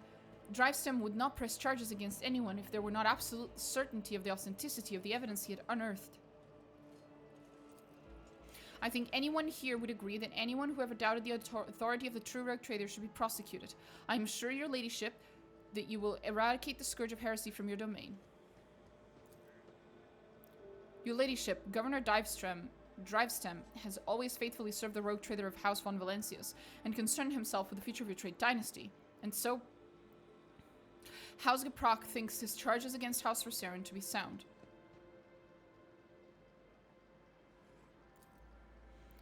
I humbly ask you to allow me to speak in defense of my family's honor. The evidence provided by the governor is utterly false. I cannot refute it, but I can say with confidence that no one from my family has ever tried to forge documents in the Adeptus Administratum, let alone undermine the economy of your capital. Your ladyship, allow me to speak as well. I am grateful for the privilege of serving under you. The evidence against House Rosarian is quite solid, but I doubt your capability. Should you decide to personally resolve this case, then I humbly ask you to speak to me. Perhaps I can be of use to you.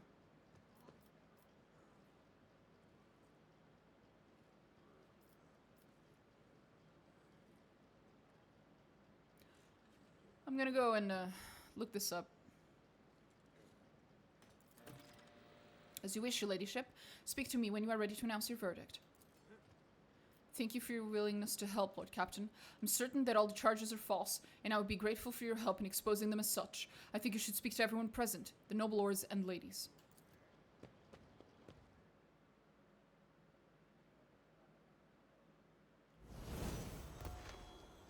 Is there money to be made?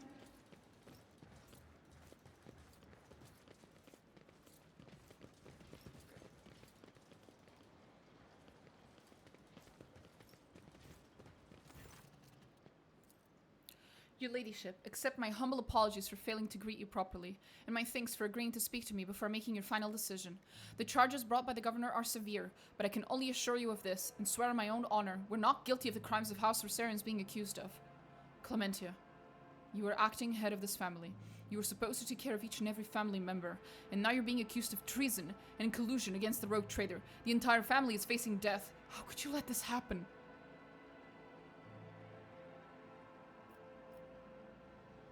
Are you actually guilty? Be honest. I will not tolerate lies. Comment if you know that a member of your family is guilty of the crimes you're being accused of. Abelard, it is your family too, you know. My apologies. I should not lose my composure. No member of House Rosarian is involved in a conspiracy against her ladyship. Honor and loyalty are not something we take lightly, and we know whom we serve. The governor claims you forged documents in Administratum. The fleet is the primary remit of House Rosarian. It is our responsibility. Logistics and supply routes are another area of our responsibility. We have no direct influence on the inner workings of the Adeptus Administratum. The first large-scale deliveries were cancelled after quantities of food were miscalculated by clerks in the Administratum. Then we were faced with incorrect weather data and a meager fuel budget. It was clear that the cause of all these problems was the calculations performed in the Administratum, in one way or another, but no matter how many times we asked, we could not even obtain any clarification on the matter. I found this letter on one of the bodies of the heretics who planned to attack. Can you tell me about anything about it? Your ladyship, let us be frank. It would be foolish of me to try and orchestrate something like this, knowing how many wardens are patrolling your palace. I would not have let myself or anyone in my family get involved in such a scheme. The attackers were high-functioning servitors, ones that look closer to ordinary humans. Do you know anything about them? Servitors? Is that so? I've encountered servitors that were indistinguishable from normal augmented humans, but only once. They were accompanying several members of House Caprak. If you're not guilty, who is? Who stands to gain from framing you? Anyone, really. The other houses consider us unworthy of our position. Many would jump at the chance to get rid of us and gain control over what was once our domain. The planet's fleet and logistics, at the very least. Lady Theodora chose to grant noble status to House Rosarian, but the other houses, which have served in the Expanse for millennia, did not welcome the decision. It has led to some difficulties. I want to find out what's going on here, who the real mastermind behind all this is. Where should I start? I'm afraid I cannot be of much help. Talk to the representatives of the other houses, eavesdrop on their retinue. Perhaps you'll hear something unusual. Let us not dawdle. Start, yeah. Oh, you poor thing.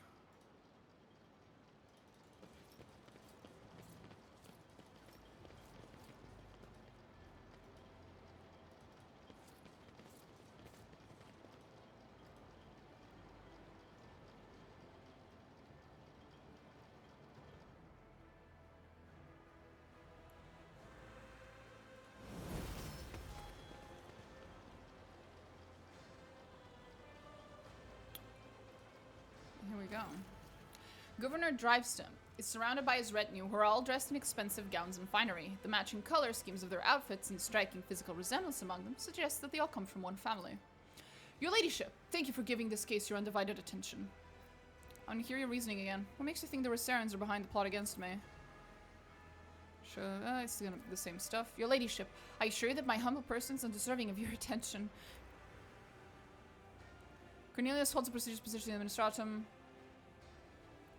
Ah. What'd you make of this letter? Another piece incriminating Worsarians. All the assailants were high-functioning servitors. Such servitors only employed by families close to the Adeptus Mechanicus. High-functioning servitors? Such servitors are indeed rare, and the Gaprax do have them in their service. But this could have been done intentionally with an eye to confuse you. Anyone with the desire and sufficient funds can hire them. Tell me about your son, Drivestem. Thank you for your interest, your ladyship, but I'm not worthy of it. Son, show due respect. Forgive him, your ladyship. This is the first time he's had the honor of attracting the attention of the rogue trader. Henrix narrows his eyes and, glancing at you, shakes his head. Tell me more about your job, Cornelius. I manage the documents and records related to the economy of Dargonas. You probably know how scrupulous the workers of the Adeptus Administratums are. I am afraid that a more complex explanation of my duties would mirror the administrative process of the Administratum. Too long and overly detailed. How did you manage to find the forged documents? When compiling reports on last cycle's supply chain, I noticed inaccuracies and discrepancies in the figures. With the help of other clerks, I managed to find several other documents. Comprehensive data analysis has shown that the discrepancies were caused by intentional tampering with the data, thus leading to some logistical problems that were practically unsolvable. Father and I have managed to single out the Administratum clerks responsible for tampering with the data. Following a heated interrogation, they confessed that they were following the orders of someone from House Rosarian. Everything was supposed to look as though they were the ones suffering losses from the logistics and economic problems. But does House Rosarian have access to the Administratum? There's no conceivable way they could do all this in a place where they do not hold any power. I think the right amount of money can open any door. Cornelius, what is the true reason for your nervousness? This is the first time I've spoken face-to-face with a rogue trader. I'm afraid of saying something wrong or forgetting something important. He is afraid. Yes. There is enough fear in this runt to feed a small squad. The governor closely watches his son. His tone changes, now sounding strict and curt. Do you wish to tell the Lord Captain anything else?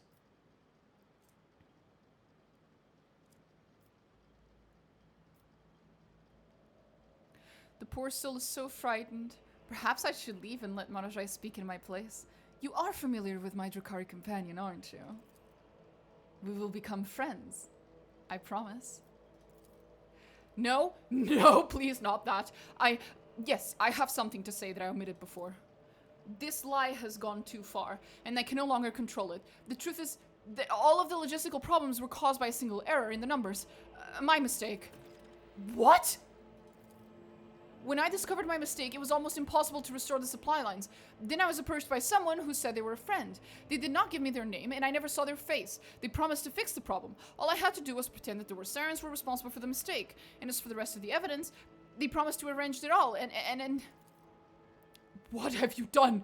How could you? Your ladyship, this is my fault. I trusted my son, and I failed you in doing so. I beg you have mercy.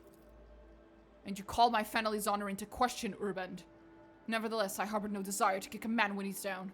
Lord Captain, the confession you have obtained means the House Rosarian can now be cleared of all charges.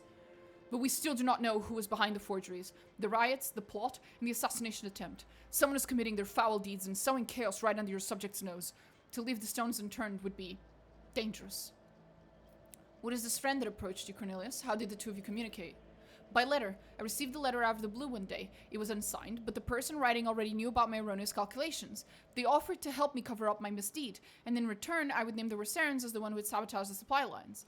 All I had to do was gather together some documents and reports that were listed in one of the letters. That and keep my mouth shut. Ruben, your son has found the courage to admit his mistake. I'll try and find some compassion for him in my heart. Thank you, your ladyship. And as for your position, I think you'll be reassigned to a role requiring less responsibility. I shall return to you later. Keep your wits about you.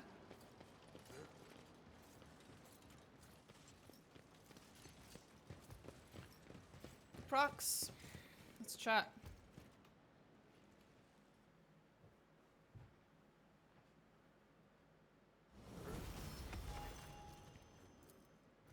Greetings, your ladyship. May the Omnissiah grant you understanding. Abelard, it must be difficult for you to be here under these circumstances with your house standing accused of such a grave crime. My family, Toriana, is yet to be found guilty of anything. That verdict is for the rogue trader to reach. Your ladyship, I would like to talk to you about something in private, if you please kindly hear me out.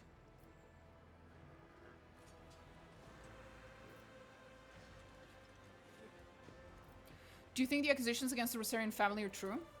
I would not take a responsibility upon myself and rule on their guilt, your ladyship. I do think Governor Drivestem's accusations are worthy of consideration, however. In your opinion, which nobles might have a reason to be party of such conspiracy? Pardon my bluntness, your ladyship, but I'll answer truthfully. Could be anyone. Greed, fear, and ideals can drive even the most loyal subjects to do the unthinkable. I've examined the bodies of the assailants that were killed today. All of them were high-functioning servitors.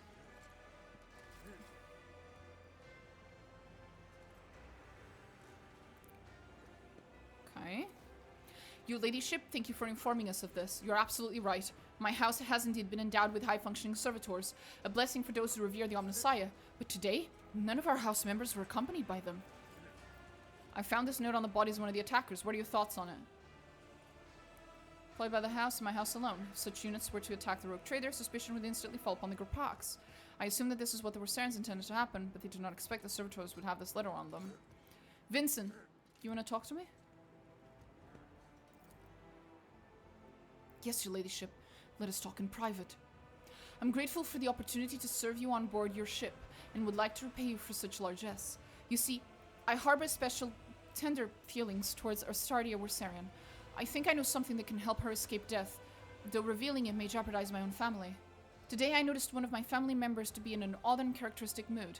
Helen Geprak is my paternal second cousin, once removed. May the Emperor save his soul. Usually reserved and self-possessed, today he was frantic and anxious, fidgeting with a small piece of paper and seemingly looking for someone to no avail. When I last saw him, he was headed to the entrance hall, where the altars are. Perhaps we should talk to him. What made you decide to tell me all this? I could not bear to live knowing that I failed to disclose information that could have saved the innocent. You tell me this even though your family may face death. Yes, perhaps there is still a glimmer of hope left in me that Helen is not involved in any way and will be able to point you to the perpetrator behind all this. But the truth is that my actions right now come from my heart, not my head. Thank you.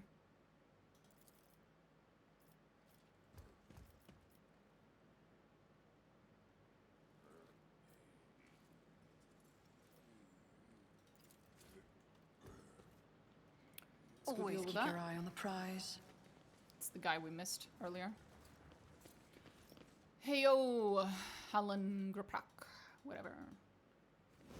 There's a kitty behind me on the floor. A finely dressed man of middle years is kneeling in front of the altar, his palms folded in prayer close to his face. The implant-free parts of his skin are a sickly blue color. The nobleman does not react to your presence. He does not lift his head. He does not blink. He does not even breathe. Only when you draw close do you realize that he's dead.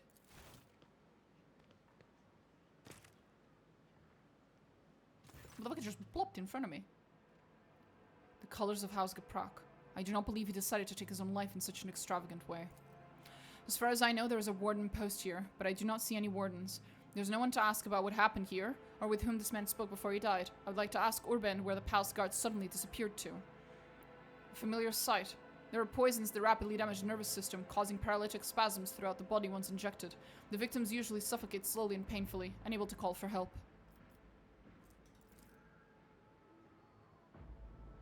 Wound caused by a thin needle. Search the pockets.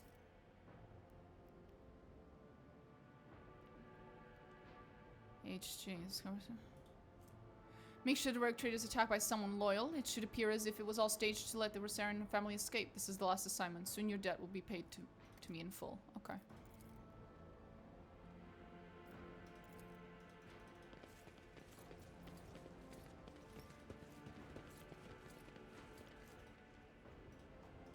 Rise to the top, or get left in the dust.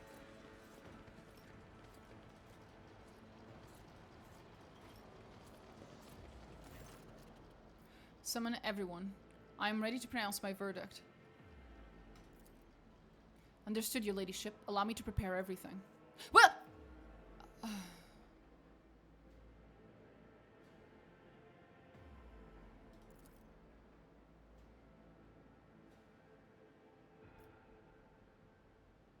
Fuck. I misclicked.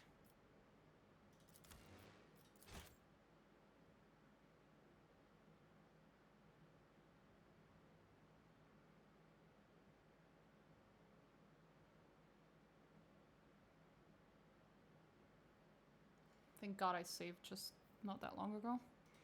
Would have been annoying to do this all over again.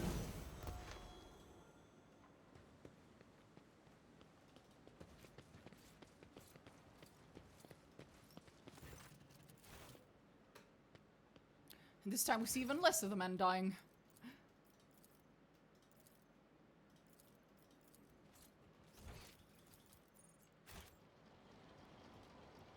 Have a backup plan.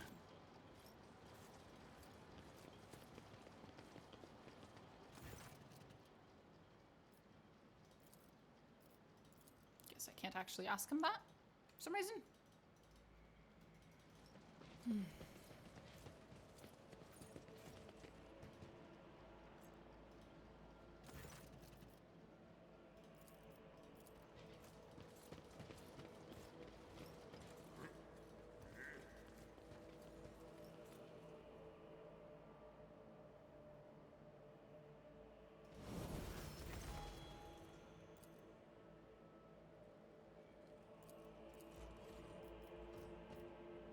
I discovered a dead body, a member of your house, right here in my palace. He died kneeling in prayer. Helen, it can't be. Tell me about him.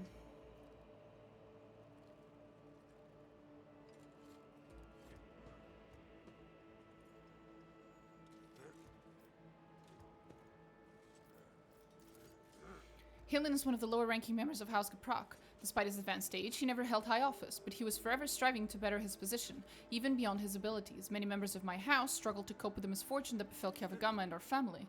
Some members could not reconcile themselves to our new position. Helen was one of them. What could have happened to him?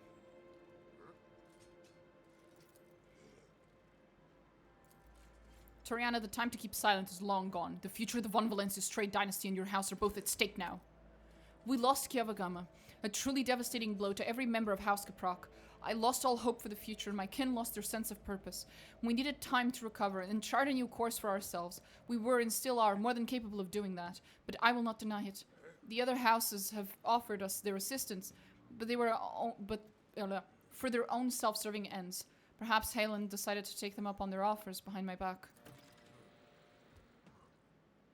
Definitely involved, but I suspect that they were not behind the plot against them.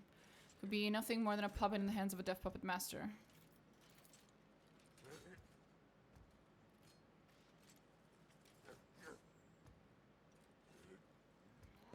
It's either Sauerbachs or the drive stems.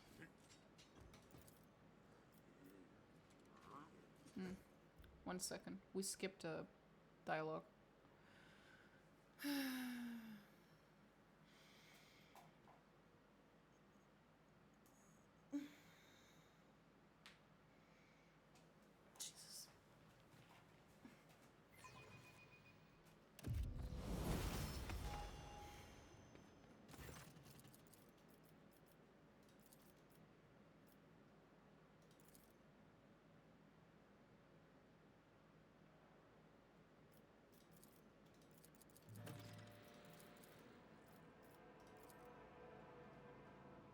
Is there money to be made?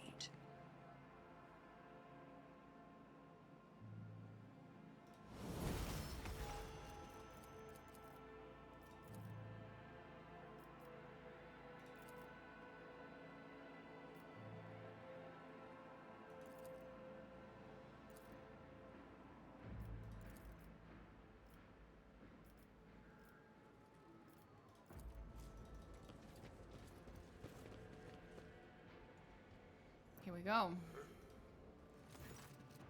Your ladyship? Hetka Sauerbach, looking like a younger copy of his father, stands at a slight distance, close to his mother.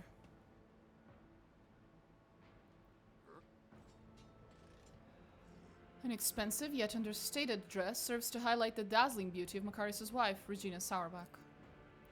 Sauerbach stares at Iliette and revulsion flickers across his face. The Sauerbach's patriarch eyes are trained upon Marajai. It seems as if the air itself has grown heavy. With visible effort, Sauerbach turns his gaze back to you. Your ladyship, I am delighted that you've chosen to grace us with your attention. Look closely at Macarius. Despite Sauerbach's attempts to suppress his revulsion, the presence of inhumans in your retinue undoubtedly reflects his fervent desire to eliminate the enemies of humanity. Do my companions distress you, Sauerbach? Rogue Trader is the Rogue Trader is the chosen servant of the Emperor and one of humanity's best. By surrounding yourself with the praised Xenos who scorn the very exceptionalism of mankind, you teeter on the brink of heresy, and no privilege granted by the Emperor can blind others to that fact. The thought of existing in the same sector as Xenos is revolting, but their presence in your retinue here in the capital city of the Von Valencia's trade dynasty enrages me. To have Xenos sullying the streets of this planet after what we endured, and under the protection of the Rogue Trader no less.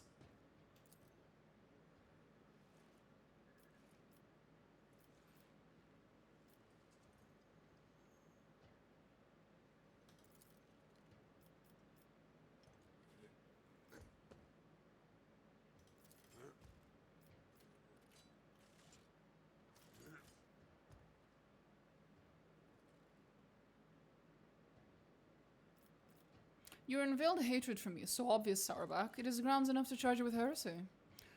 I am hearing this from you, the Emperor's servant who flouts all that is sacred, the person who seems to think the laws of the Imperium are meaningless. Macarius, now is a time when you would do well to stop and not make matters worse for yourself.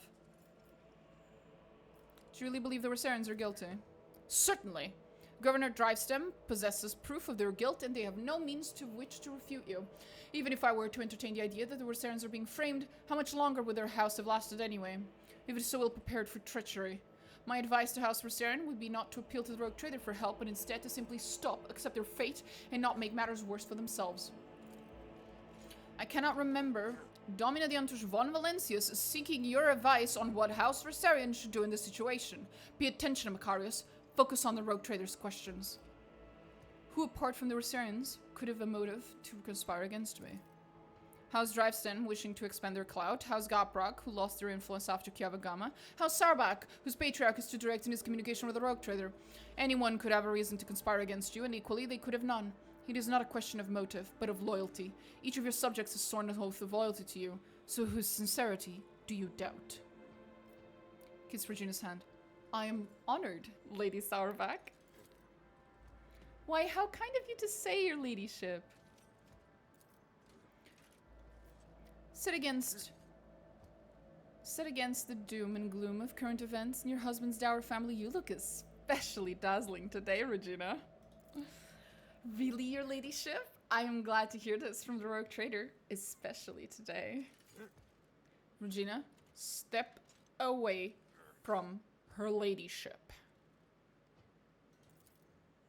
Oh, throne preserve you, Macarius. Stop being so jealous and making a scene over nothing, just because a crude blockhead like you lacks the refinement and courtesy of Domina Diantus von Valencius. Regina's high voice almost breaks into a shriek. She interrupts her husband, retorting defiantly and disobediently. Regina's voice drops to a whisper so that only you can hear her. His bile poisons the air around him wherever he goes. Once he gets something into his head, he hairs off to remove the heads of others just to prove that he's in the right. Is that so?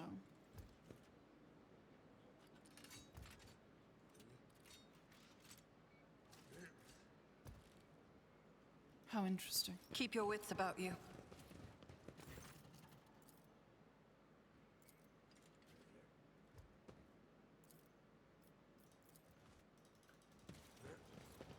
I believe we've spoken to everyone.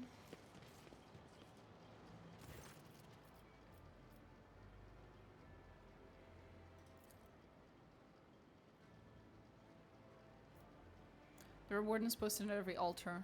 There was no one there near the deceased. The wardens had left their post. Did you order them to do so? Emperor forbid, your ladyship. Your negligence is stunning, Orbend. An assassination attempt followed by... Oh.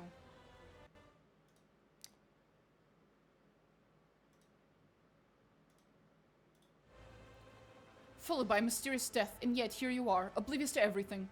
The Rogue Trader can justly accuse you of allowing a noble to be killed in the palace and of failing even to notice it. It may be so, but it is for the Rogue Trader to accuse me of negligence, not you. Your ladyship, accept my deepest apologies for my imprudence. Nothing matters more to me than my honor. I shall send the servants to deal with this all immediately. Did you see Helen Gaprok today before I arrived? Helen? I did not see him myself, but perhaps... Have any of you seen him today? I think my sister and I saw him sitting on the bench some distance away from the palace's entrance. We think he was accompanied by a gentleman, but forgive us, your ladyship, we should not make out his face. We could not make out his face. Lead me to that place. Of course. Consider it done, and my earphone to have dropped.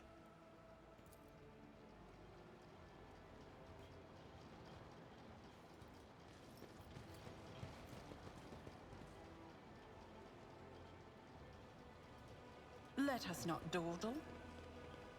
What do we have here? My success was inevitable. House Sarback usually serves this wine. It was an honor to assist you. Oh. Oh boy.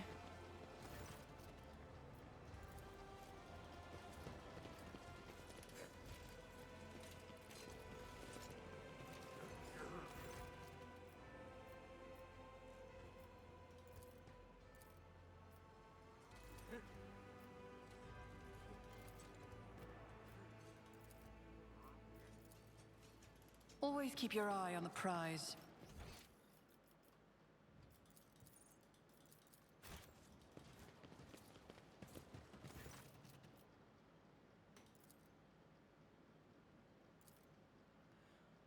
Perhaps you should know since the fall of Kavalama.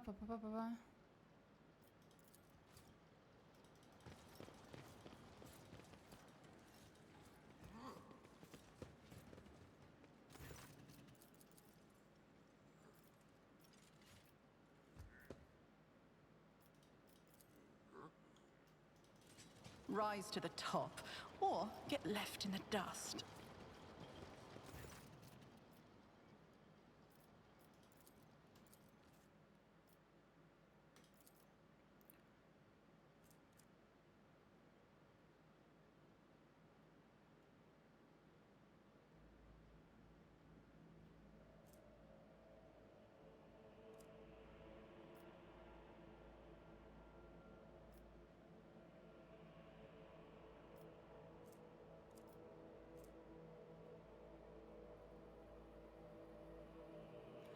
I know that House Sauerback offered their help to the Gaprox, and the late Halen Gaprox seemed to have accepted the offer.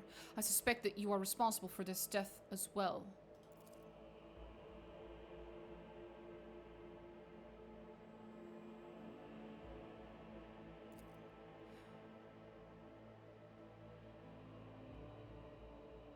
Abelard narrows his eyes and scrutinizes Makarios Sauerback and his retinue standing behind him. His sharp eyes light up when he catches sight of something important and hidden in the crowd. The seneschal looks at you and nods as if to say, "The puppeteer has given themselves away. Pronounce the verdict."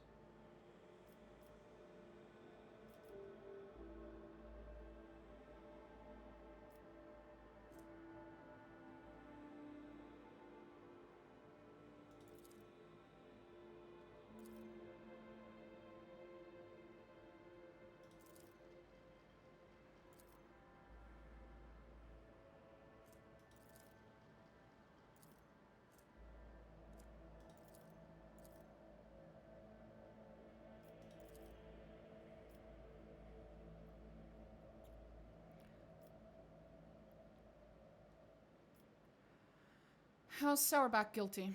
Seneschal, you may take it from here.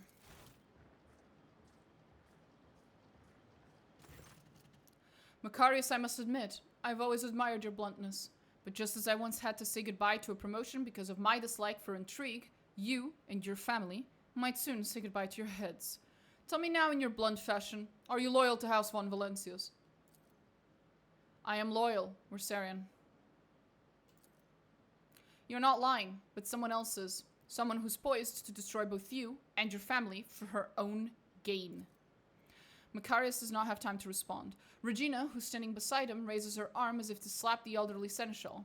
Abelard deftly catches her wrist, stopping her hand right in front of his face. Her dainty hand is adorned with a massive augmentic ring, topped with a thin spike dripping with venom.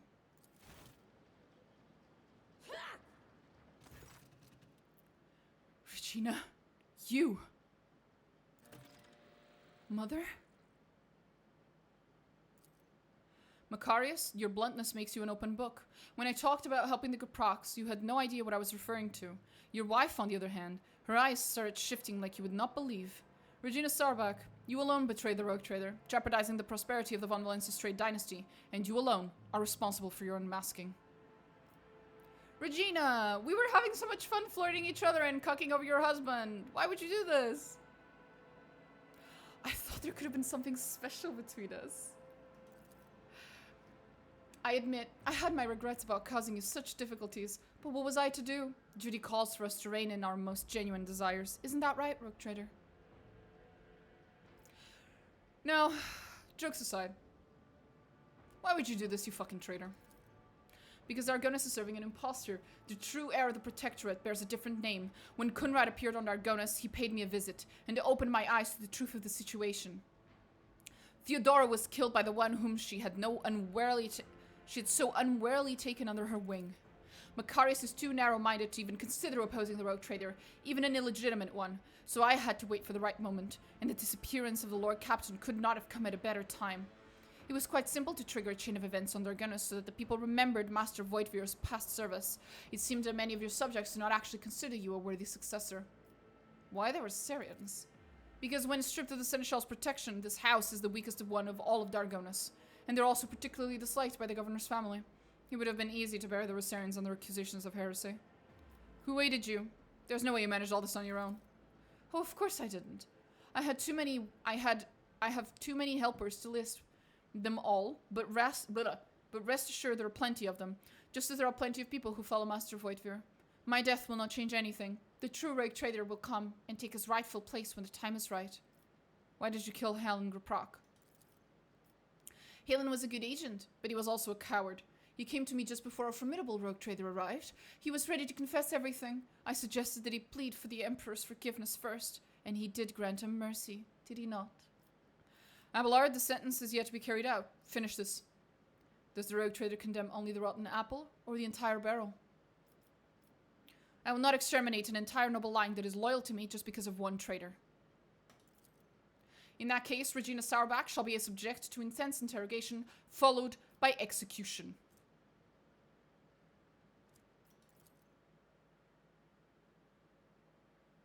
Bye, bitch.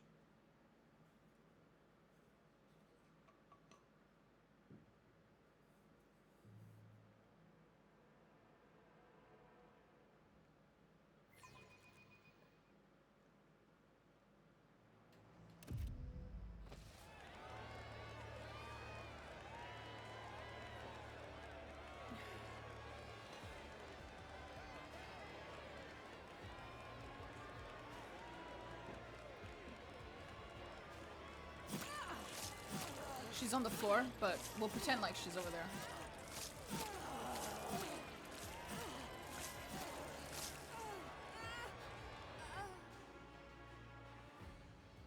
That was fucking grim and awful and really unnecessarily so. The fuck? Someone back at Owlcat had a little too much fun setting up that cutscene. I have questions, Owlcat. When the nobles disperse, sated by the bloody performance, Abelard approaches you, his steps firm. Lord Captain. You have my thanks. A rogue trader should not waste time on matters that her servants and trustees can resolve, but in this case, your intervention was necessary. Not just for the sake of my family, but for your trade dynasty as well. Regina Sauerback, evidently Conrad's accomplices, continue to plot against your protectorate. I fear we have not heard the last of such scoundrels. Thanks to you, Lord Captain, House Rosarian is saved, although it came close to being wiped out as a result of scheming without an imprudence within. Without an imprudence within.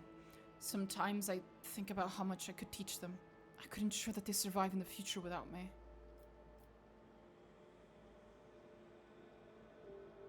What are you gonna do now? I need time to reflect upon what happened and the role I played in it.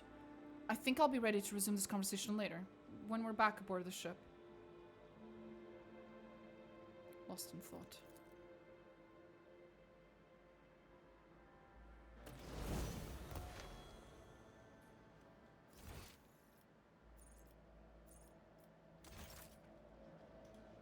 Hi, Dira. Clementia, honey.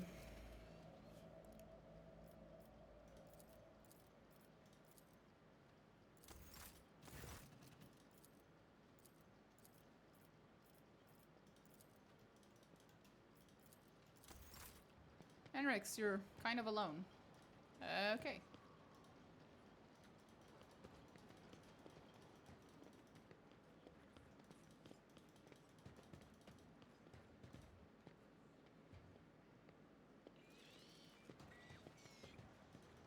Aw, Namos is not here today. The fuck? He's usually here somewhere. Hi, Cassia.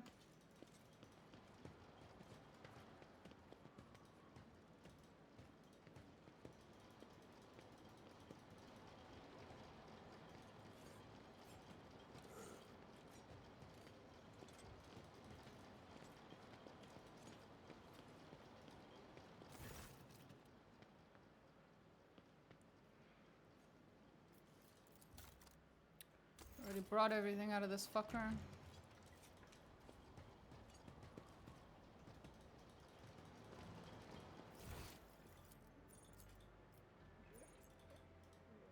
Oh, there's the High Totem.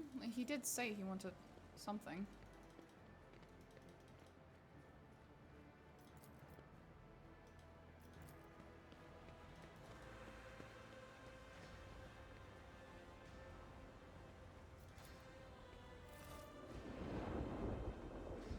My beautiful, beautiful world.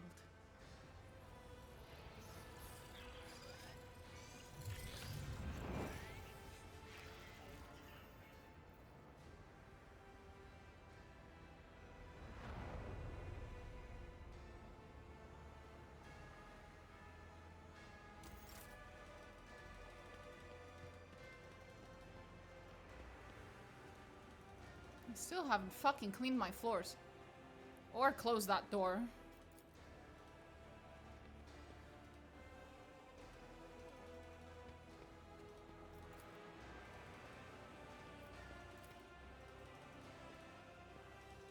At least the weird Xenos shit I bring should end up here. That'd be cool. But not even that.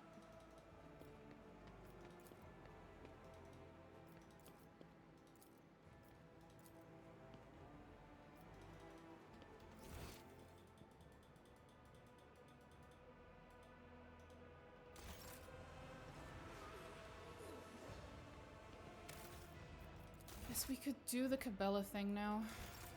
Let's see.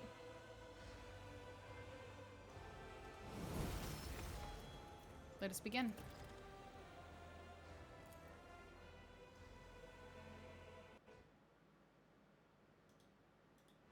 I beg your pardon, your ladyship. Everything is in place for your special evening.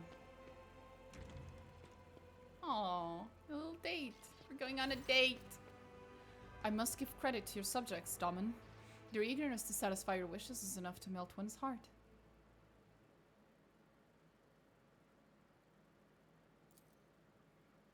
Anything to please her ladyship and her lovely companion. First event organizer. Somehow her former outlandishness has completely vanished, as if she had spent her whole life attending only the most lavish receptions and enjoying the high society of the upper decks. She even looks like she's actually enjoying all the attention. Look at the people around you. Tension seems Cabela's newfound parlor confidence has made a strong impression on them. All eyes are on her, as though she were emitting some form of invisible, yet deeply alluring glow. This is unexpected. My desire to appear among the people in your circles surprises you, Damen. How so? Does it not please you that I wish to be part of your world? Embrace it. Surrender to it. I was rather glacious on my first excursion out into the upper class. That will not happen again.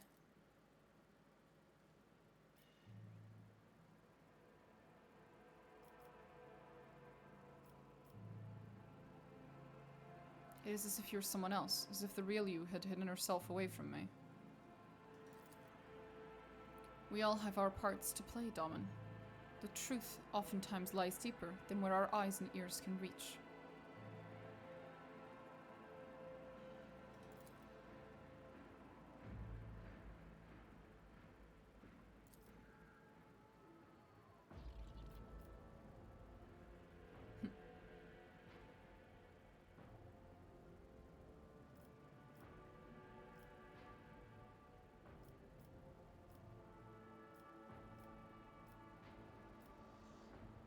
Clear your throat.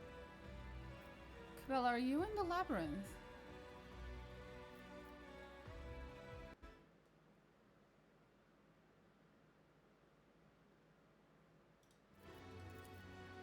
I'm searching for answers in the same place where I have always found them. Several long minutes pass. The hour is getting late. Could you please show me a view of the hive? I would like to see your domain.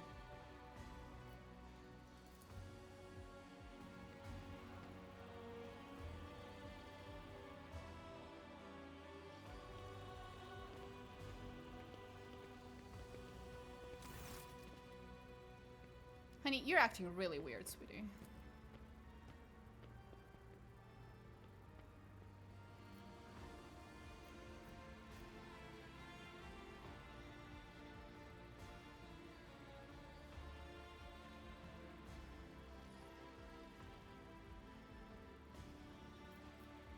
What's wrong? I've never seen such heights before in my life. No distance on the ship comes close to this. I feel like this emptiness might swallow me whole. It's beautiful. When standing eye to eye with their fear, one can see their true desire. Mine is to be somebody who pleases you. I wish I could break every bone in my body just so I might build myself back up and become someone who truly deserves you. Today I have tried on a mask. The same mask worn by those who spend their entire life in your presence. I am your blade. I am your shield. And today, here and now, I vow to do whatever it takes to become the perfect weapon in your hands. Already I am changing. Domin, tell me, does this Cabela please you?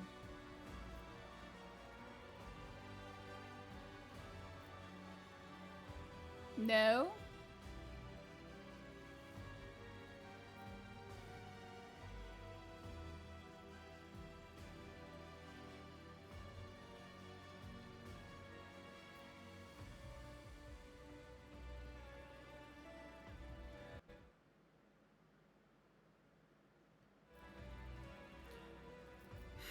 No, I need the real you, not a blade.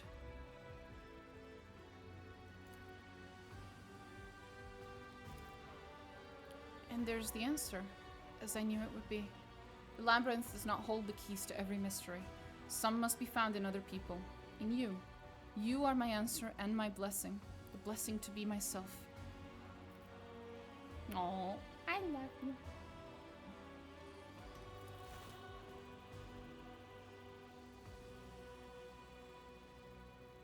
Very cute.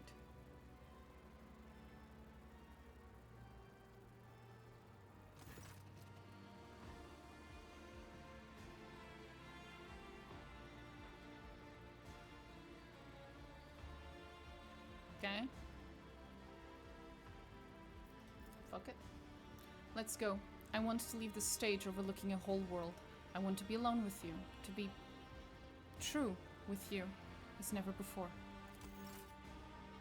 She is adorable. Aw, look at her! She's so cute!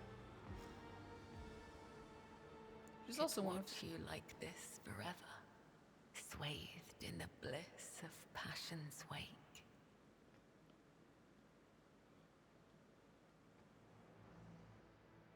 I was hearing steps in the other room.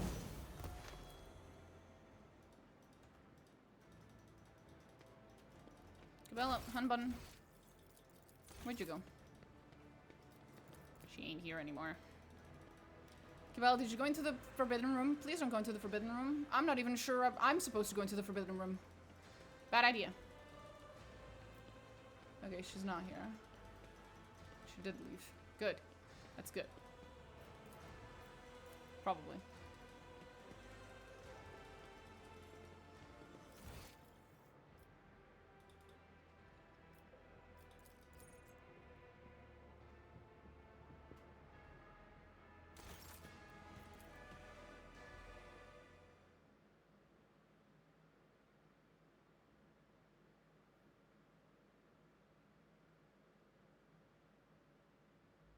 Okay, I think we finished that quest.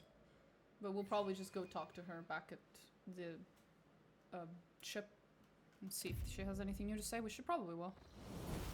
I just wanted to see where... Oh! There's Madashai. Madashai. Oh, hi, Elliot. Hi, Madashai. Are you scaring the shit out of people? I remember when this place looked different. burning, agonizing, drowning in blood. I preferred it that way. Let me know if you would like to see it restored to its former luster. Based.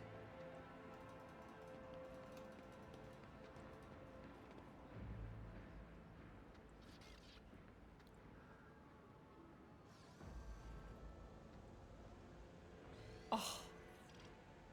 Rude. Younger Proc is... Vincent's a very nice dude.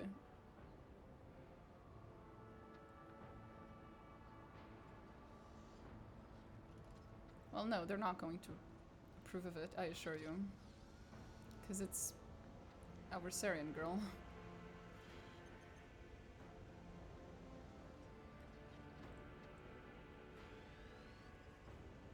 Whom do you mean? Oh, enough with the suspense.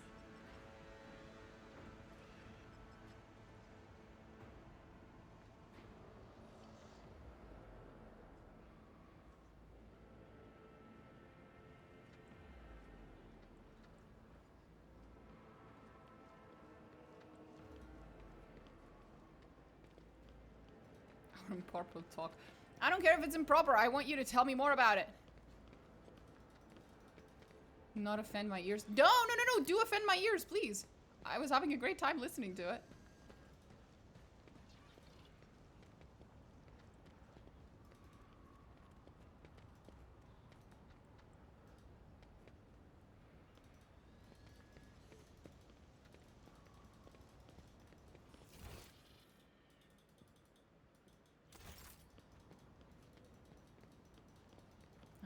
Fine.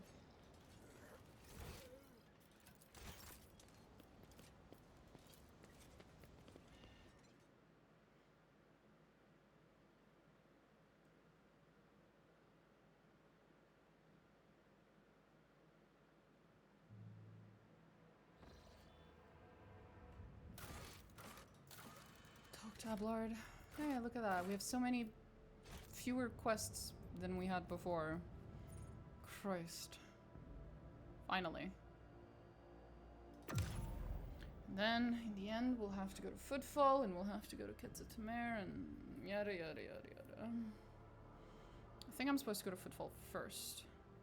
I'm actually not sure which one I'm supposed to do first. Not gonna lie.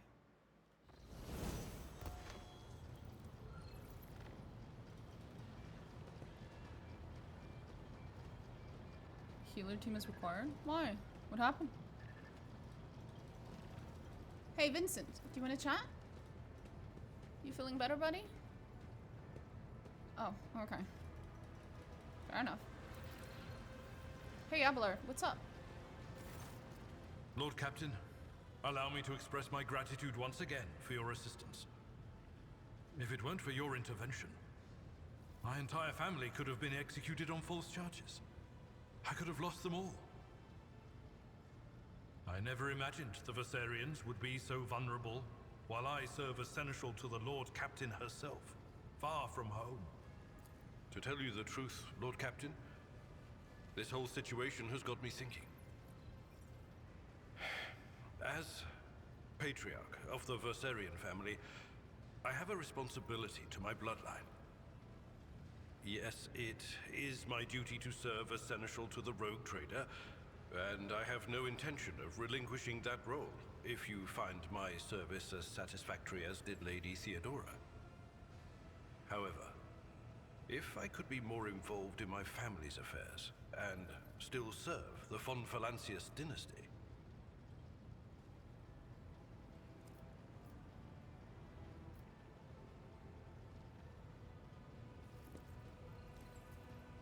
What do you want?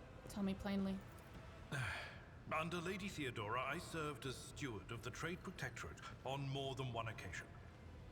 In that capacity, I was based on Dargonus, rather than traveling with the rogue trader on the flagship.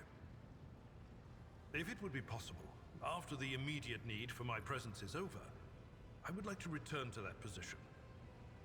To oversee the Trade Protectorate on the capital world, while at the same time presiding over the Versarian family, and using my authority to help elevate it. Go for it, buddy.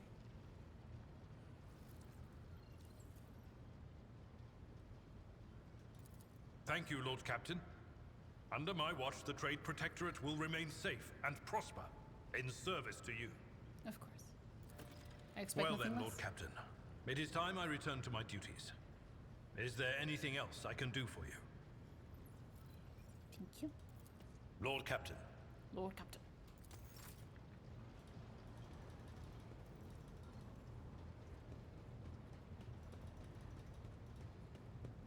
Take heed, Nemo. Our blessed Domin honors us. I'm here, Domin. Okay. Nothing new. All of my thoughts are of you. Oh, wait. Hey, Iliad. Ilantak? There's a dude at the... I trust your journeys were fruitful. Oh, God. Good luck, buddy, but you look like you're... Oh, God. Hey, am I still unworthy of discussing your world and your kin? Jesus fucking Christ, Iliad. Sir, that is dangerous. Sir, what the fuck? Okay. I guess.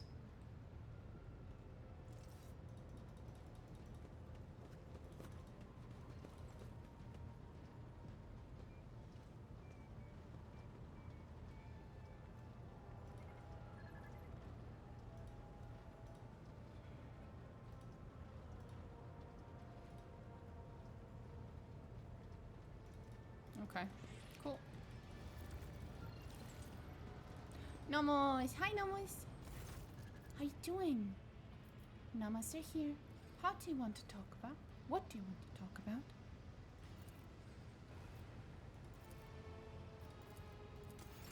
Bye, Nomos. You adorable little goofball. Anything new? Nope. Hey, Janus. Mind if I give you any trouble?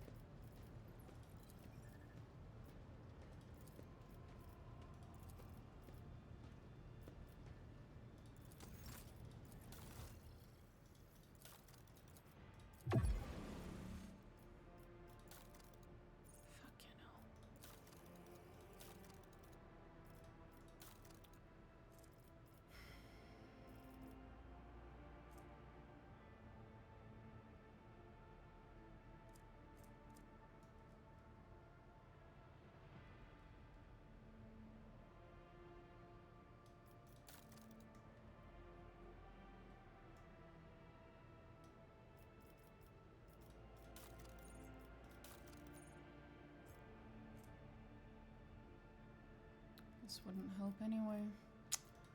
Fuck me, man. Hey, we did it. We maxed out. It's just these two goofballs now. I hope we managed to get it. I've never actually managed to max out all of them. If you can believe it. Mostly because I kept forgetting to do so.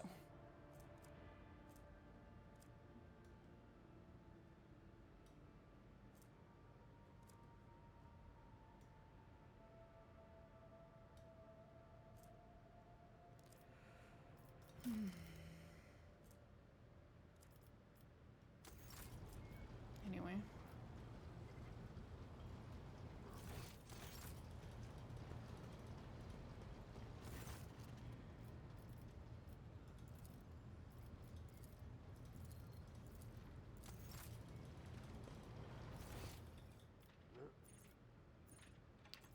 Well, that's that. I think we're pretty much done here. I guess we could talk to Ravor. No.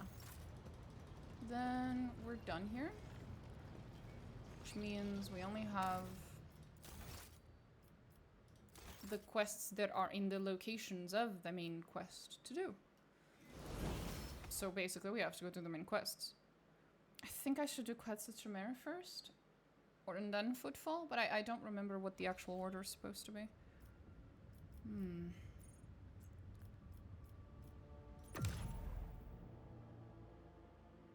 I don't remember.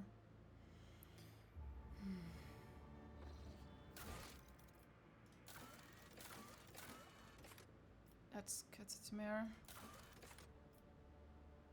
Pretty sure that's also Ketsutimere. And that one's Footfall. And these two I can't really do much about, but I'm pretty sure I'm supposed to do those two later. I'm supposed to do those two later.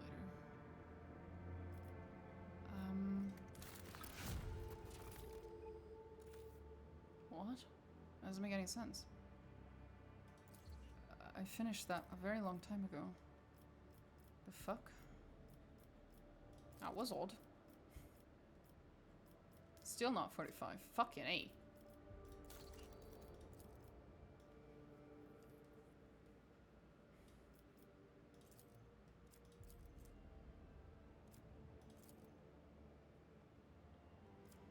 I would love to, but...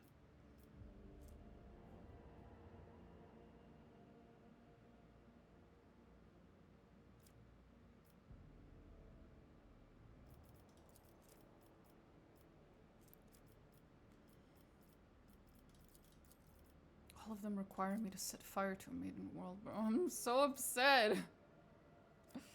Ah, I hate it.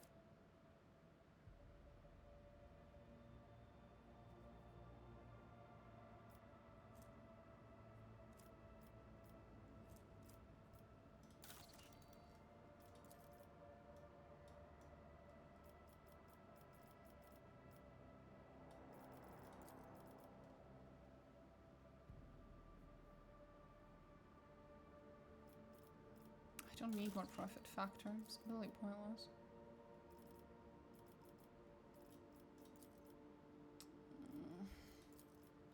Efficiency is still low though, which sucks.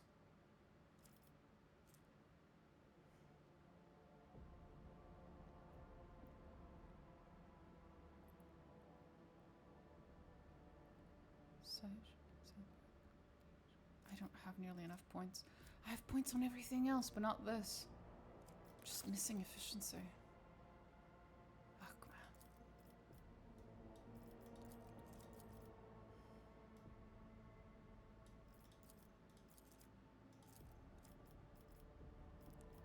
Nope. I wouldn't give efficiency anywhere else. Just local. So it doesn't matter.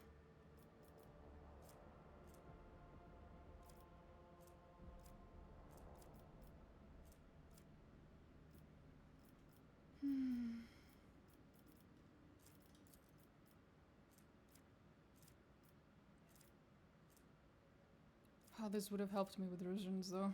Ah, fuck. Oh, it would have required 60,000 for the Drusians, though, so fuck me. No, we can't do that.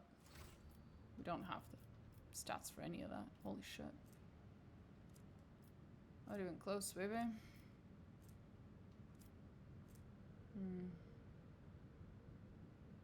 What's that supposed to mean? Why are there so... What's going on over there? Excuse to fucking me. Oh, for fuck's sake.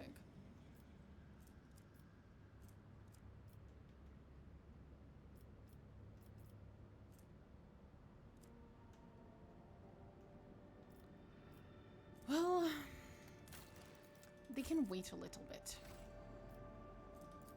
I'm curious about something right now.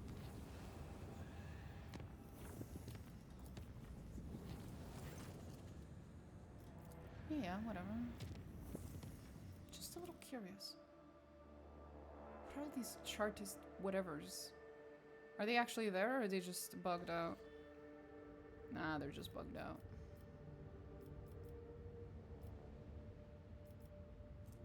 Yeah, it's just a bug.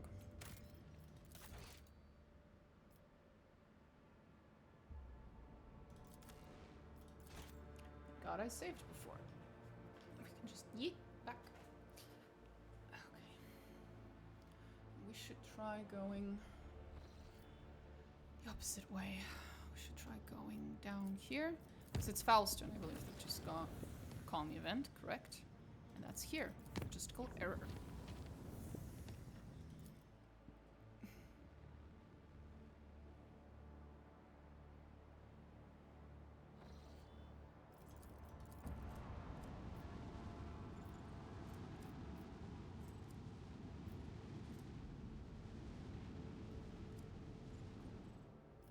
Save.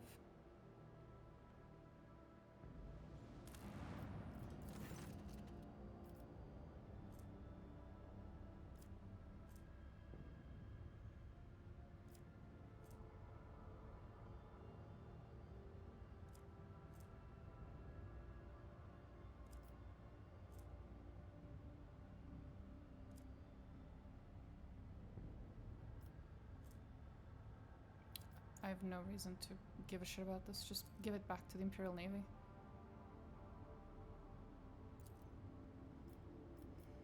It's fine. It'd be nice if I could get something like that that gives me efficiency in Dargonas. That would have been really fucking nice.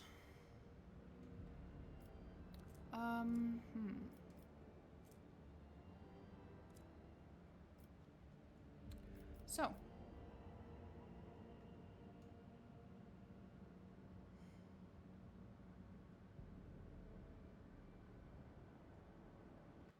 Let's go check real quick.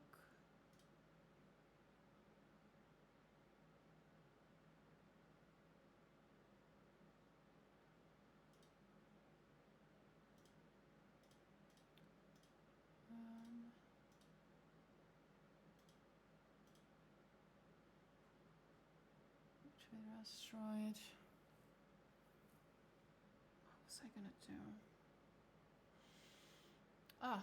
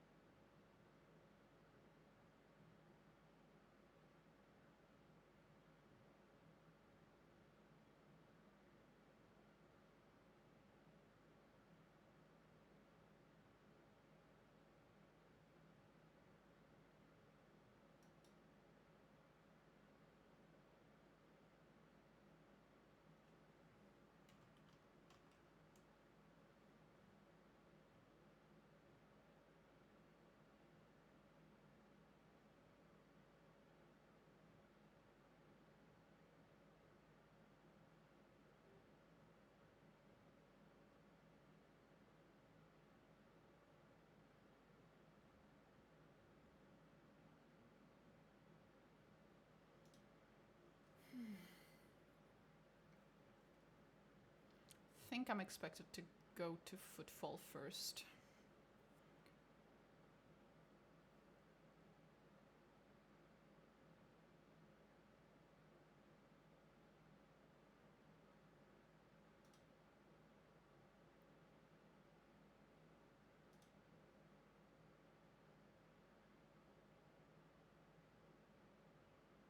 I will be right back.